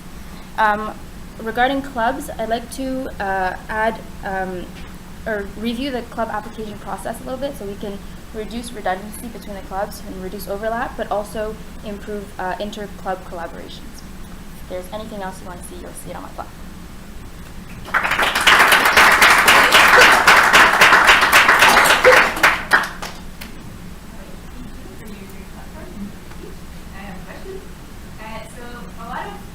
Ideas involve increasing the visibility of the MSS and of the clubs, and a lot of that will require the help of the media committee. In the past, that has been challenging because it's been difficult to recruit within that committee, and therefore making it difficult to achieve some of the past media goals. So how do you plan on reinvigorating the media committee next year? That's a a very good question. Well, I'd obviously work with IT officer. I'm not as tech savvy as maybe Nico or Ali are. But in regards to social media, I'm probably more addicted to my phone than I should be. So social media is something that I'm on often. I would work with IT officer, like I said, to make people understand why it's important and kind of, I think it's interesting when you're on social media and you see something that you like or that's inspiring or that you find stimulating or inspiring, and if we can bring those kinds of stories or articles to our students, then it would just enhance your experience as an MSS member. So that would be the goal. So over this year, we've encountered some issues, like particularly within the first year class, where certain people aren't able to access the Facebook groups for a lot of these club events and a lot of just information about research, etc. are posted. How would you make sure that people who don't have Facebook or don't want to use social media, because apparently it has bad effects on the world, how would you make sure that those people have the same access to the information provided on the platform? Right, so I think you guys have already started doing this, but the whole idea with the murmurs being sent by email is to declutter the Facebook notifications, which already are difficult to follow. I think with the new website that we've made, the idea is to make it a central source of information, and if we can make it more accessible and more visible to the students, then it's a much better information output platform that people could use. And I also thought we could add a link for the MSS website on the UGME main page at the bottom, because there's all like my MBCM and all those things, and oftentimes people don't even know what the MSS website URL is. So if we can add a link and people know where to go find it, it would make it easier for people to access that information.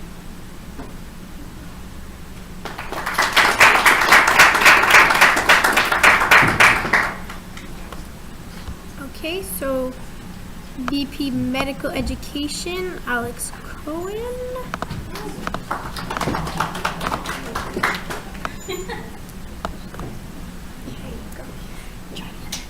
Okay.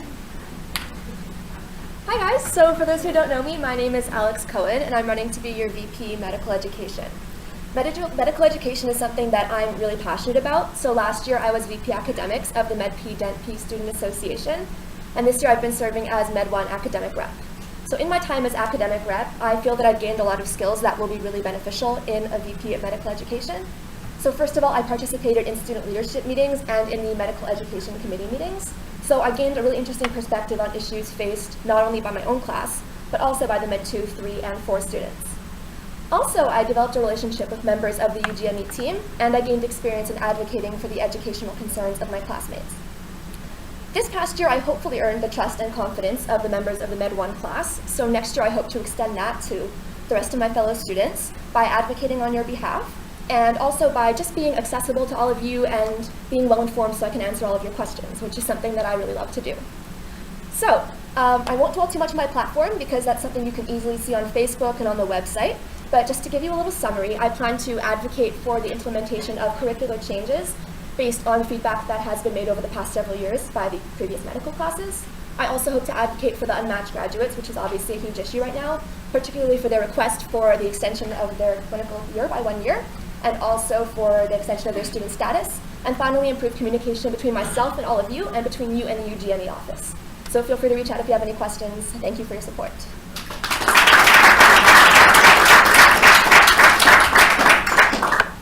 Alright, so the Medical Education Committee has grown a lot since its creation a year and a half ago, and many of the current student reps were appointed before this committee existed. Considering their attendance has been rather low for some of them to the ECON monthly meetings. So as the future chair of this committee, I would encourage the active participation of all members on this committee. Well, it's a good question. I definitely have noticed that, having been part of the committee this year, and I definitely would like to see attendance go up so we can actually be reaching out to the people who are part of those committees. First of all, I need to reach out to the entire student body to figure out who actually those representatives are. I know that was an issue at the beginning of the year that we weren't actually aware of who sat on each of these committees. So step one is figuring that out. At that point, it would be reaching out to each of those people individually. I think personalizing the messages is super important because otherwise it kind of gets lost in the shuffle, especially if they're Med 3 and 4 and they're really busy. So just personalized to them why I think it's really important for them to be in attendance, particularly at meetings when issues relevant to them are presented, but even at meetings that are not, because we're always valuing their opinions. And hopefully by just reaching out to them one-on-one, we'll have a better response. That's really it.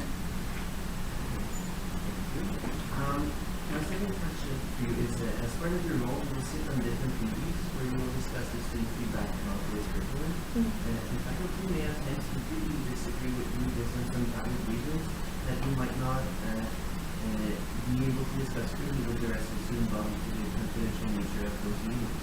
So how can you best represent your fellow students without losing your trust and the responsibilities they've given you when you cannot explain to them or you cannot push for the student agency? I think that's a very fair question and definitely one that's difficult to tackle while respecting all the different parties involved in the whole thing. So I'd say the first step is learning from the faculty who I am able to share this with. Am I able to speak with members who are in leadership positions or members of the educational committee? I would hope that they would agree to speaking with the educational committee and the reps who are on the various other committees, and that way at least I could get the perspective of students who have been chosen to represent the rest of the student body. Of course, my goal is to be as transparent as possible, which is why part of my platform involves keeping students up to date more frequently. Because I'd spoken to some students at the GA informally who told me that they felt that they didn't really know what was going on in terms of educational advocacy.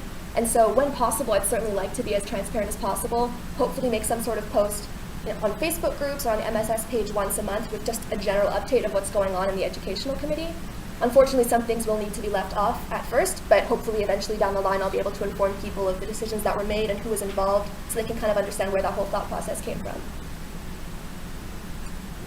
Another quick question. When the opinions completely differ between the faculty usually and the students, how can you best advocate for the students without alienating the faculty and just seeing them as a criticizer who thinks all the time? That's definitely something that I think I've observed occurring this year and that I've been a part of this year, so I feel I can shed some light on that in a few ways. Obviously, the goal is to try to find some sort of compromise that both the faculty and the students can agree on or understand that we're kind of just doing the best we can with our own positions and our own situations. So obviously that's a bit of an issue that we face with unmatched graduates and the school's perspective on some of their concerns regarding how it will impact the Med 3 and 4 students. And I think an interesting way that was also brought forth was by bringing it to a GA and hearing from the students whether they were willing to take some sacrifices like that, which in this case they were. So now we can kind of bring it back forth to the office and kind of work on the next step and how can we sort of manipulate this so that everyone is satisfied with the outcome. It's definitely something I faced this year as well. Regarding challenges with Block E, I kind of had to toe the line in terms of interacting with members of the faculty and differing opinions.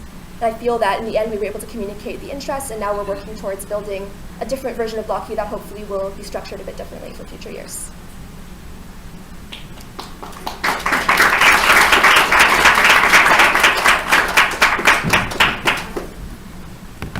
Okay, VP Wellness, Bianca.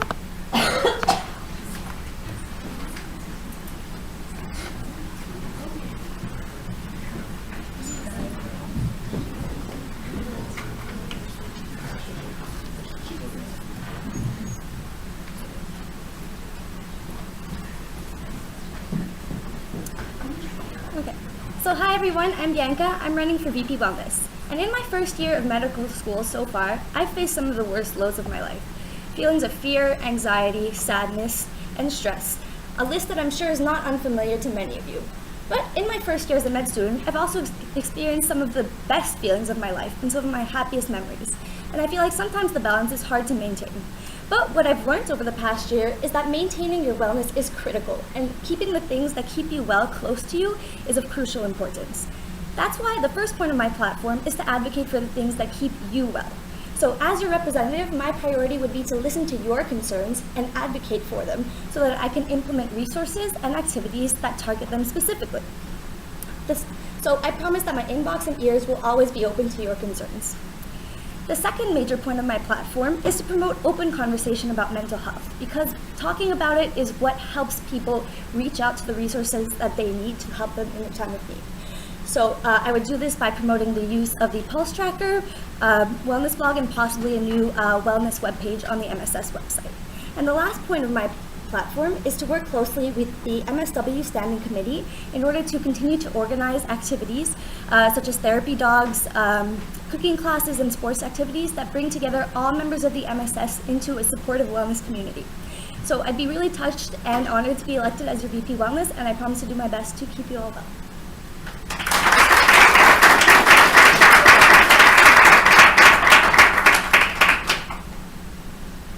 So I thought you had a lot of good ideas, but I was just wondering, how do you intend to transpose them for Med 3 and Med 4 students, considering they're in clerkship, have different schedules, and they're not on settings? Okay, so one thing I would think of doing for the Med 3s and Med 4s is first of all reach out to their class representatives to get a sense of what clerks would feel would be best to help them in their wellness, because wellness is something that I find is really personal. So there are different activities that might help different people, and maybe organizing activities later in the evening, such as movie nights or things to bring in the clerks after hours, after their shifts, so they can relax and just talk to people about things. So also maybe support groups and things like that, but later in the evening so that it caters to their schedules. I have a few questions for you. So as the wellness, part of your mandate is to direct connection with faculty and like the policy making, and so you're required to attend a lot of meetings like EdCom, like Wally, LEAD, and student leadership. And so I was just wondering how you kind of use these opportunities to advantages to the wellness. Okay, so to start off, I've heard a lot of mixed opinions about the wellness curriculum as a whole, so one of the first things that I'd like to do is reach out to you guys, to the students, to get your feedback on what you think about it, and do my best to tell the faculty what students feel is lacking and what they feel is helping them in terms of the wellness curriculum particularly, and just students' feelings about the curriculum in general and how they feel they're handling the stress of it, if maybe it's too heavy. So I really want it to be student-based in the sense that it's for you guys. So that's what I'd focus on. And my second question is like every year with like the number of unmatched students increasing, so and for class math is a very big concern for like students of all years. So I was wondering, like, as to be honest, what specific actions would you undertake? Okay, so, well, I know the Unmatched talk is going on right now in the auditorium next door, which I would have loved to attend, but I think that is something that is super helpful for people to go to. So events like that where people can talk about their fears and their experiences with the CARMS match, just to get people to kind of like come together in their difficulties, and out of that, get people to express their feelings, and really, like, when you have the same difficulties as other people, you can come up with solutions to like to better address the problems. So stuff like that.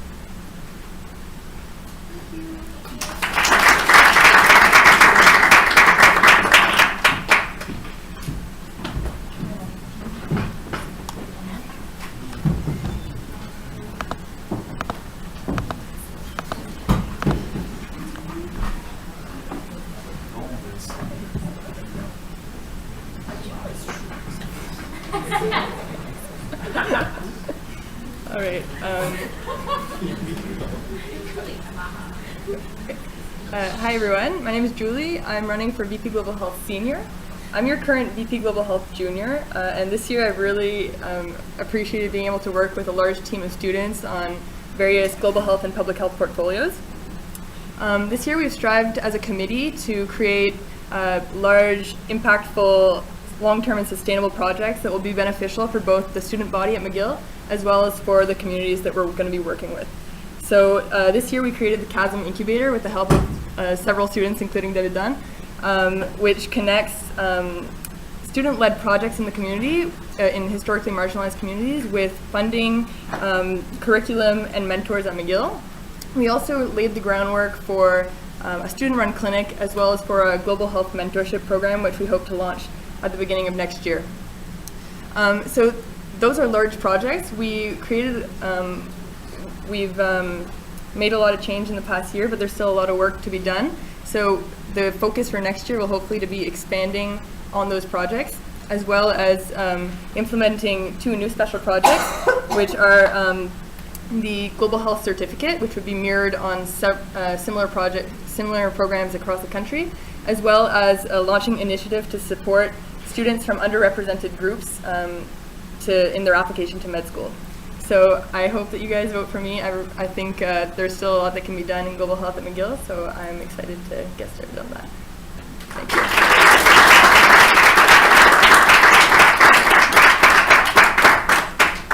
Yes, Korai. Hi, Julie. My name's Korai. I'm the current global health senior. And so I have two quick questions. One is, in the past few years, as well as this year, it's been difficult to engage the IFMSA and CFMS local officers in a meaningful way. Where they feel like they're really involved and we have a sense of community with the global health program, and that's an area where I consider myself as having failed.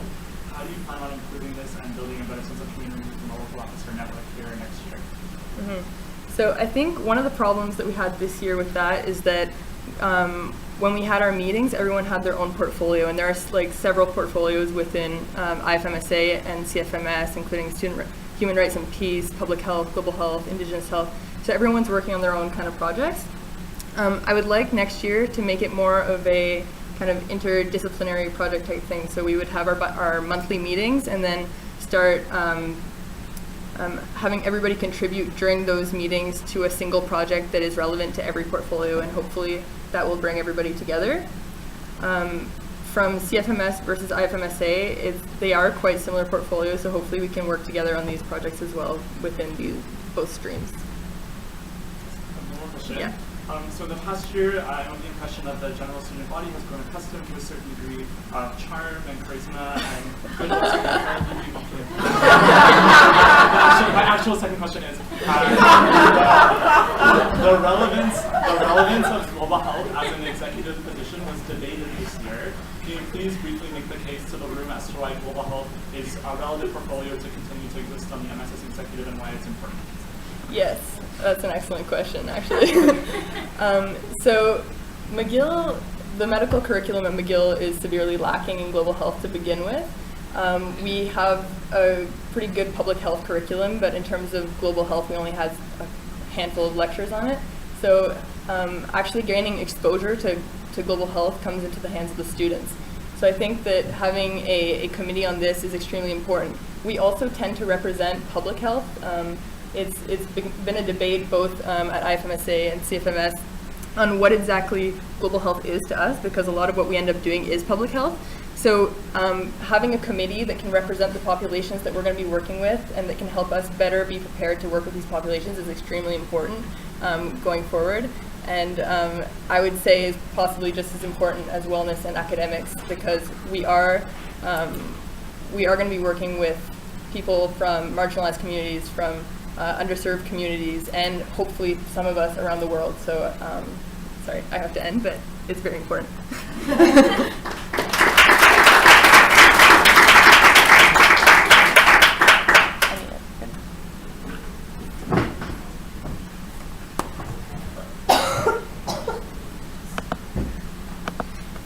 Okay, so VP Student Space, Laurel?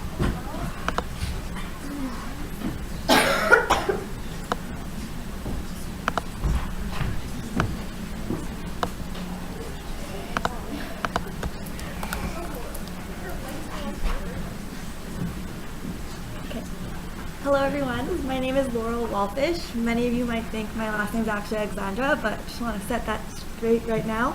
It's Walfish, and I'm running to be your student space officer.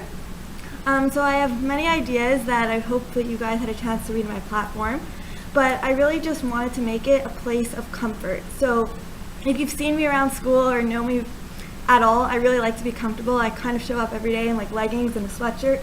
So I want to spread that comfort to the annex, to the 5th floor room right here, the wellness room, and make the wellness station more accessible and better for everyone in our class and in all of med school. So I also want to hear your feedback throughout the year, not just my ideas that I have now, but ideas that do come up throughout the year and coming from all of you. For instance, last night I went to a post-match talk in the annex, and I think it took about 20 minutes to figure out how to get the whole system to work. So luckily I was there. I'm gonna make sure to put that and make sure it improves for next year. But just speaking with you guys and hearing feedback throughout the year would really improve everything as well. So for the next 30 seconds or so, I'm gonna try and put as much of my platform into this.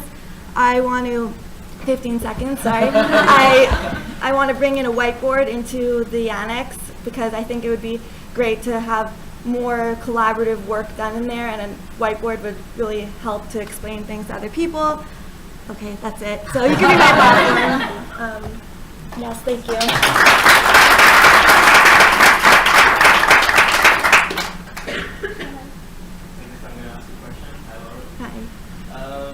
I wanted to ask you, one of the main challenges to the annex is that it's a little bit of trouble to keep clean. There's a lot of events going on there, and you have a storage room that is kind of a mess right now. So I just wanted you to comment on how you think you manage that, and you don't want to be concerned for the annex, obviously, so how do you go about asking people to clean themselves after their events? Well, as someone who's also booking who gets to use the annex, I will know exactly who's in charge of the event, and when I'm in touch with them, I think it'll be really important to reiterate how important it is to keep it clean, to make it to have future events. And I guess I could tell these people, if you're coming here for your committee and you want to come here again, you should leave this space as somewhere where other committees will want to come back, so you should have the same thing for yourself as well.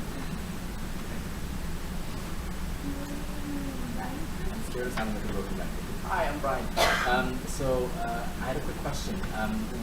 Our cohort inaugurated she maybe did as a way to kind of gather Med 1s to Med 4s together at the annex where we are so used to being. Again, Med 3s and Med 4s tend to distance themselves a bit from campus, and I was wondering how you want to keep that energy alive of trying to bring together the four cohorts, or get the clerks involved in the space that we have here. Well, I guess just really publicizing these events and making it really clear to the Med 4s that they're going on, keeping in touch with you, I guess the president, to know what's going on in your schedule, to make sure that the time and date of all of this is really works well for you. I guess in Med 1, Med 2, we're more flexible, so putting a date that really works for you guys would be my priority. Right, so Ziyu, I have a question for you. So this year I personally had my laptop still in the annex. So given your limited budget, do you think it could be feasible to install cameras or improve security features in From the budget, I don't think cameras is really something that will work well right now. But I guess it could be something that I'd look into. But really, I think that med students, we should have a trust in each other, and I'm really sorry that this happened to you, and it really is bumming and it sucks. So in regards to that, I guess maybe making more organization in there, and if you put your laptop down, there could be more stations. Like, I don't know, I'm just thinking of one time when I went to a meeting and I put my bag in a corner, maybe if there was a corner that where all the bags were or something, if someone could watch it, and just making sure that everything is more organized would probably be more beneficial in that case.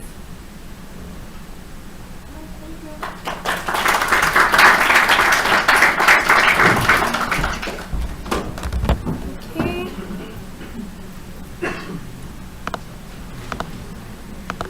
All right. So GAC officer. Hi everyone. So about the laptop, so I lost it. Someone stole it at an event, but yeah, I was answering Brian.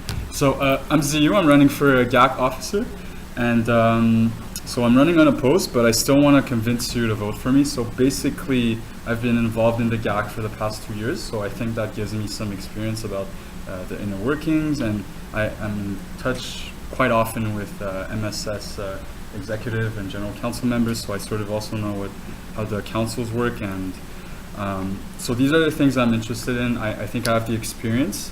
I've gone to FMOQ meetings, and that gives me sort of an experience, and I think it's an important thing for the next GAC officer to have experience. So I'm looking forward to work with the VP External Canada, whoever it may be, the VP External Quebec, because I think those will be my center core colleagues with whom I will have to work with. And above all, I think it's going to be an electoral year. I think I'm very knowledgeable and passionate about politics. I keep up to date with whatever happens politically, whether at McGill, whether with our own faculty in Quebec and Canada. So I think I have the right skill set and the right experience to be the next GAC officer. So I hope I can earn your confidence, and I hope to deliver the goods at the end of next year. Thank you.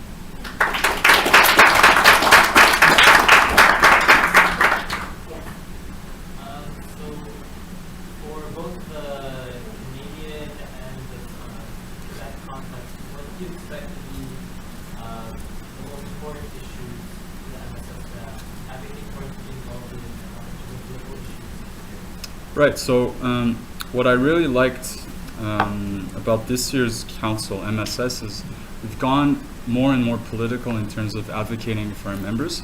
So this is something I would personally like to see more and more happen. So in terms of Quebec and Canadian issues, I think the big issue, and it's been echoed throughout the night, is the unmatched issue. I think it's only going to get worse, and the solution can only come from like political top-down governments.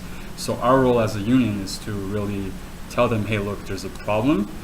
You need to fix it, and if you don't fix it, we might have to make your life a little bit harder. For example, I really liked when the FMRQ went on teaching strike. Even though it affected a lot of clerks, I still think it's beneficial for residents and future residents, us, hopefully, if we match.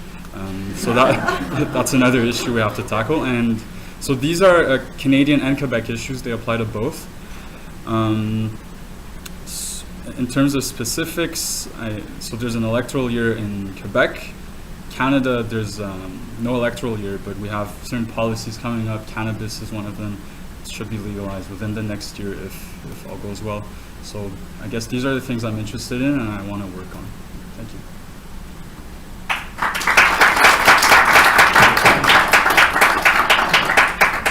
Thank you.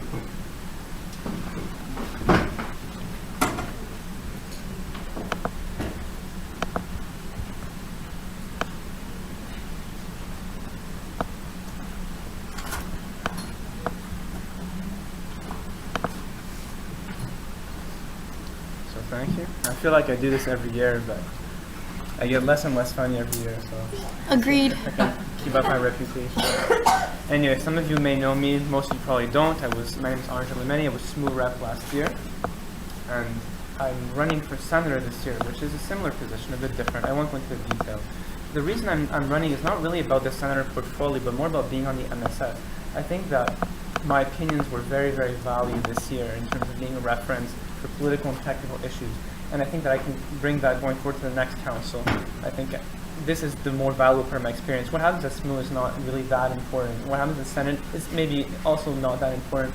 but really, like what we do in our faculty as a union is more important than what the university does. So I think that positions like mine, like the SMU rep, we're there to kind of keep an eye on other people, make sure everything's running smoothly, bring extra work. And I think that's where I come in. That's pretty much it. In terms of my plans for the year, I want to continue implementing what we passed at GA this year. We had a lot of political things that passed that are important. I have to keep working on. I'm going to work with our future GAC officer, external Canada, external Quebec, the whole lot. I'm a very collaborative person, as everyone knows. So that's pretty much it. I'm ready to field any questions, and I apologize for the sore lack of jokes in this year's speech, but I'm getting old. So.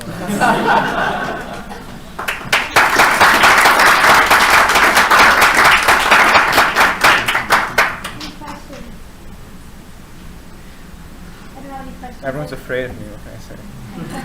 Every year. All right, well, thanks. Vote for me.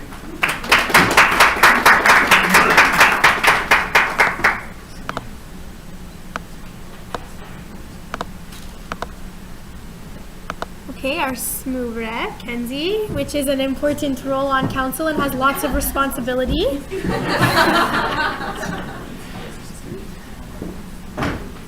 Hi, so I'm going to keep this really brief. My name is Kenzie, so, for those who don't know me, and I'm running for VP SMU rep. As Andre said, SMU might not be super relevant to medical students, but I definitely do believe that it's important that the MSS, as part of SMU, is represented within SMU and in all its meetings. And I will make it my responsibility to vote on whatever matters pertaining to medical students and to make sure that everyone's, I represent our best interests. And also to come back to MSS and tell them what's happening with SMU, especially everything that's relevant. Which also means telling you guys like what are the services that are available, because we do pay for SMU membership and we should know what's out there, and I hope to make that available. What Audrey has been doing is that he would do like a report at the end of like the meetings, that whatever happens at SMU, for it to be accessible on the MSS website. I want to continue doing that, and also perhaps putting the link to the report on the murmur or something so everyone has access to it. So that's pretty much it. If you have any questions, please feel free. So thanks. I think you have a very good understanding of what you're seriously. So I think that the hard situation as SMU rep is you often have to make decisions and vote on things without having any information, so you can't consult anyone, you can't talk to students. So you're often faced with situations where you have your own personal opinion and what you think is right, and you think maybe that most students will disagree. So what's your thought process in this kind of situation? Can I just ask you for what does it mean most students as in like your students or as in like medicine, yeah, your position. So your opinion and what you think is right is not the same as what you think maybe these students should. Well, that's an excellent question, but I definitely believe that I would be representing the medical students' opinion. I would put my opinion aside. I would try to reflect, and that's what I do with everything, is that I try to understand why the person in front of me might disagree with my own opinion. And I would try to reflect on like what would they think versus what do I think, why do I think this, why do they think this, and I would try to come to like a consensus to myself basically, and try to be as objective as possible and vote on the best interests of the medical students.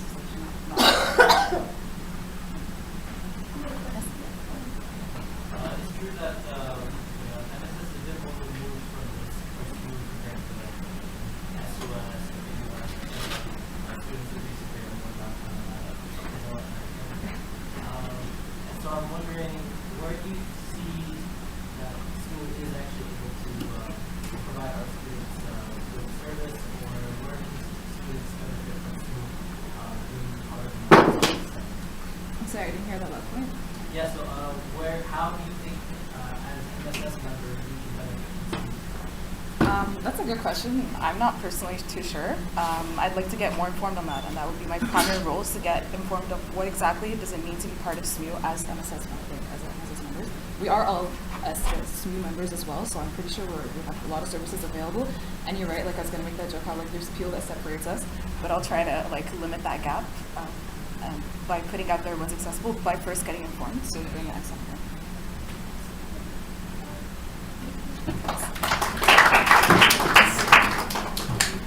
All right, so we're almost done, guys. Thank you for hanging in here. So the next to speak will be the Med 2 Class Council.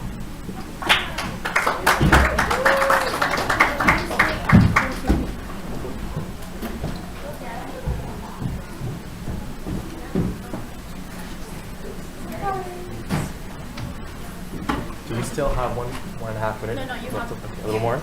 Like 4 seconds more? 4 words on page. Okay. Cool. Whatever. Cool. So much pressure. Okay. So hi everyone. Thank you again for sticking around till 8:12. Much appreciated. So we're very excited to be running for the Med 2 Class Council. I'm joined by Sabrina, Gabe, and Haley. That's right. So essentially, just to give you an idea of what I hope to bring to this position are two things, two priorities. My first is making sure that everyone in our class feels heard and supported. Whether it's regarding academic issues, personal issues, I want to have an open door policy. I want to be accessible to everyone with their concerns. And the second thing that I hope to continue building is our sense of community in the class, and that's through many various activities that'll gauge the interests of the various personalities we have in the class, and I'll let the others sort of speak on that. All right, guys, so for those of you who don't know us, my name is Gabe, this is Sabs. We're super excited to be able to run for the class reps this year. We're kind of going to give you guys a bit of our vision of how we see what our role is, and obviously we want to hear your feedback after. So we separate into 3 parts: 1 academics, 2 fundraising, and 3 social. Obviously, in terms of academics, Rishab is the man, for your concerns and whatnot. So we see our role more as is more like events for you guys. So things we want to organize, maybe with the ACE program, you know, preparing for TCP, preparing for clerkship, USMLE, things like that. So about the social role, so one of the biggest parts about Med 2 social is the end of FMD party. Pretty self-explanatory, but basically it's a big party, the whole cohort comes together, and we really want to work on the theme of really being inclusive, so a party that attracts people that are drinkers, non-drinkers, like no matter what your background, just bring the whole cohort together to really celebrate a big milestone. And then alongside that with the social role, there's also block parties, which we want to bring back, which are still a lot of fun, and also smaller events throughout the years, like movie nights and things like that. But ultimately, we want to make the events as accessible as possible, make them good timing, you know, later at night so people can still make it, and especially advertise them a lot and give you guys a clear idea of what's going on so you don't kind of lose it in all the Facebook posts. And then the second part is fundraising, so to make all of that other stuff happen. A big thing that we had in mind is taking advantage of the large applicant pool of McGill Med every year. People are usually pretty eager to come to events, and a lot of Med students are pretty eager to give advice. So we figured we'd put the two together and organize some events in the application period where people can come together and, you know, have more like relaxing events like a Sangha set and like presentations where, you know, you can pay for whatever drinks and food or whatever, and we could gather money like that and use it for, you know, something like end of FMD. Yeah. So hi, I'm Kaylee, and I'm excited to be running for the position as Med 2 class treasurer. So prior to medical school, I studied occupational therapy and did the master's program, and I was the VP Finance for the School of Physical and Occupational Therapy Graduate Student Association. So as VP Finance for Spot GSA, I really learned the importance of balancing a budget, as well as making sure that the finances were going towards academic as well as fun activities. And of course, I feel that the skills I learned as VP Finance will be directly applicable to being the Med 2 class treasurer. Another thing that is very important when dealing with money, as Hassan said, is transparency. So I would like to be transparent by providing report to our class as to where the money was going. And lastly, I'm going to work closely with the Student Council in fundraising to ensure that we have money for all of our events. And very importantly, I love the game Monopoly Deal, so I feel that I'm good with money. Thank you, and you can count on Kaylee.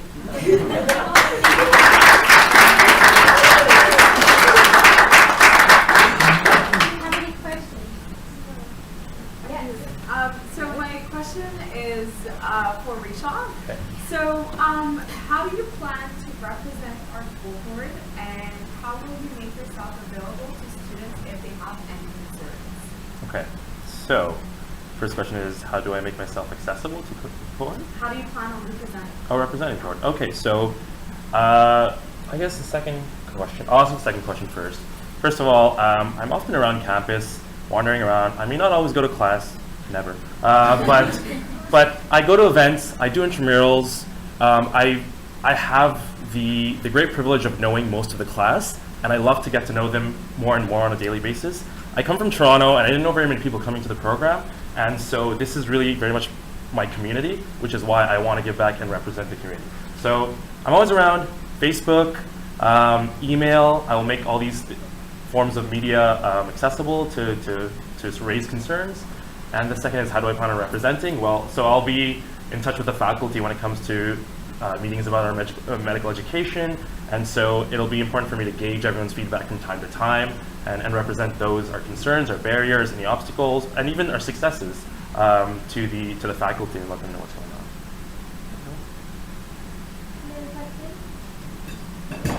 Thank you, guys. Thank you.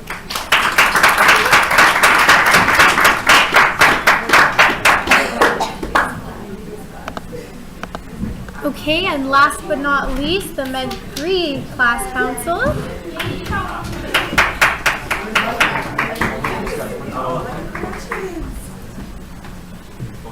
This is the best one.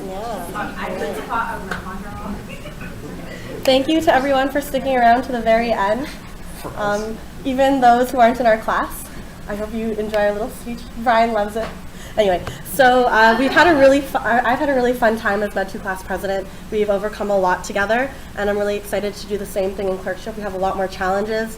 we'll be split up a little more, be across the city, have maybe a little bit more stress, but hopefully throughout the year we can still find some time to get together, party a little bit, hang out, and share our experiences.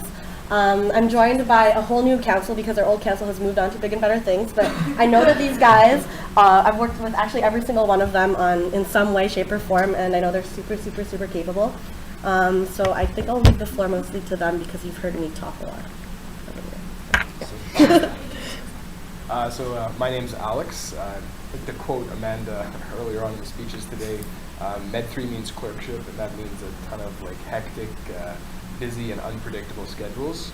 So even if an activity sounds super fun or an event, actually showing up to it is practically impossible if you've had a full day's work. So ideally, what we want to plan is activities on days we know we will all be here. So at the end of progress tests or ideally recall days. We're planning on 2 to 3 larger events, and yes, we absolutely know that open bar is very popular, and depending as well, I think including our other years always ends up being an even better time. So hi, I'm David, and just to talk about funding a little bit, which Amanda's going to work on as well. So we were thinking of combining funding events with fun activities that people could do in our class. So examples are trivia contests, things like that, dodgeball tournaments where teams pay to participate, and there's a pool of money, and part of it go into funding, part of it go into the reward for the winning team. And aside from that,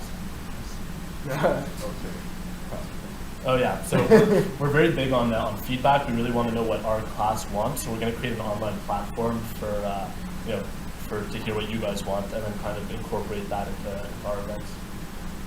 Alright, so for those of you that don't know me, but you probably at least know me as the girl whose name is at the end of all of the emails you get or Facebook posts. I'm Amanda, so I'm going to be running for the position of Med 3 class treasurer. I think this is a great transition from the role that I had this year dealing with sponsorships, having to work and try to create good deals for all of the students, and I hope to continue that this year. Typically the Med 3 treasurer can sometimes get let off easy by not doing too much since a lot of the big work happens in Med 4, but I thought why not start a little earlier, and so I'll focus on getting a lot of sponsorships for our class this year to lighten the load for when it comes to grad ball because it's super expensive, and from some of the stuff that I've seen this year. So that includes signing sponsorship contracts, having more fun events that they want to do that could be sponsored by different partners that we currently work with or new ones. And so these are just some of the things that I think that would bring more to the table for the Med 3 class and could just help us all in Med 4 as well. So overall, we're all running uncontested. We would love your support. I think that we've all had kind of different ways to show that we're capable of doing what we're doing. So please vote. That would be great. Also, fill out your ISA forms. We really do love feedback. But the classes all get $500. So please, please, please. I know everyone has been kind of pushing for this, but we really need to get to 70% completion for the ISA. It's completely student run. I'm sorry for taking up time to do this, but it's super important, and we love your feedback. Thank you.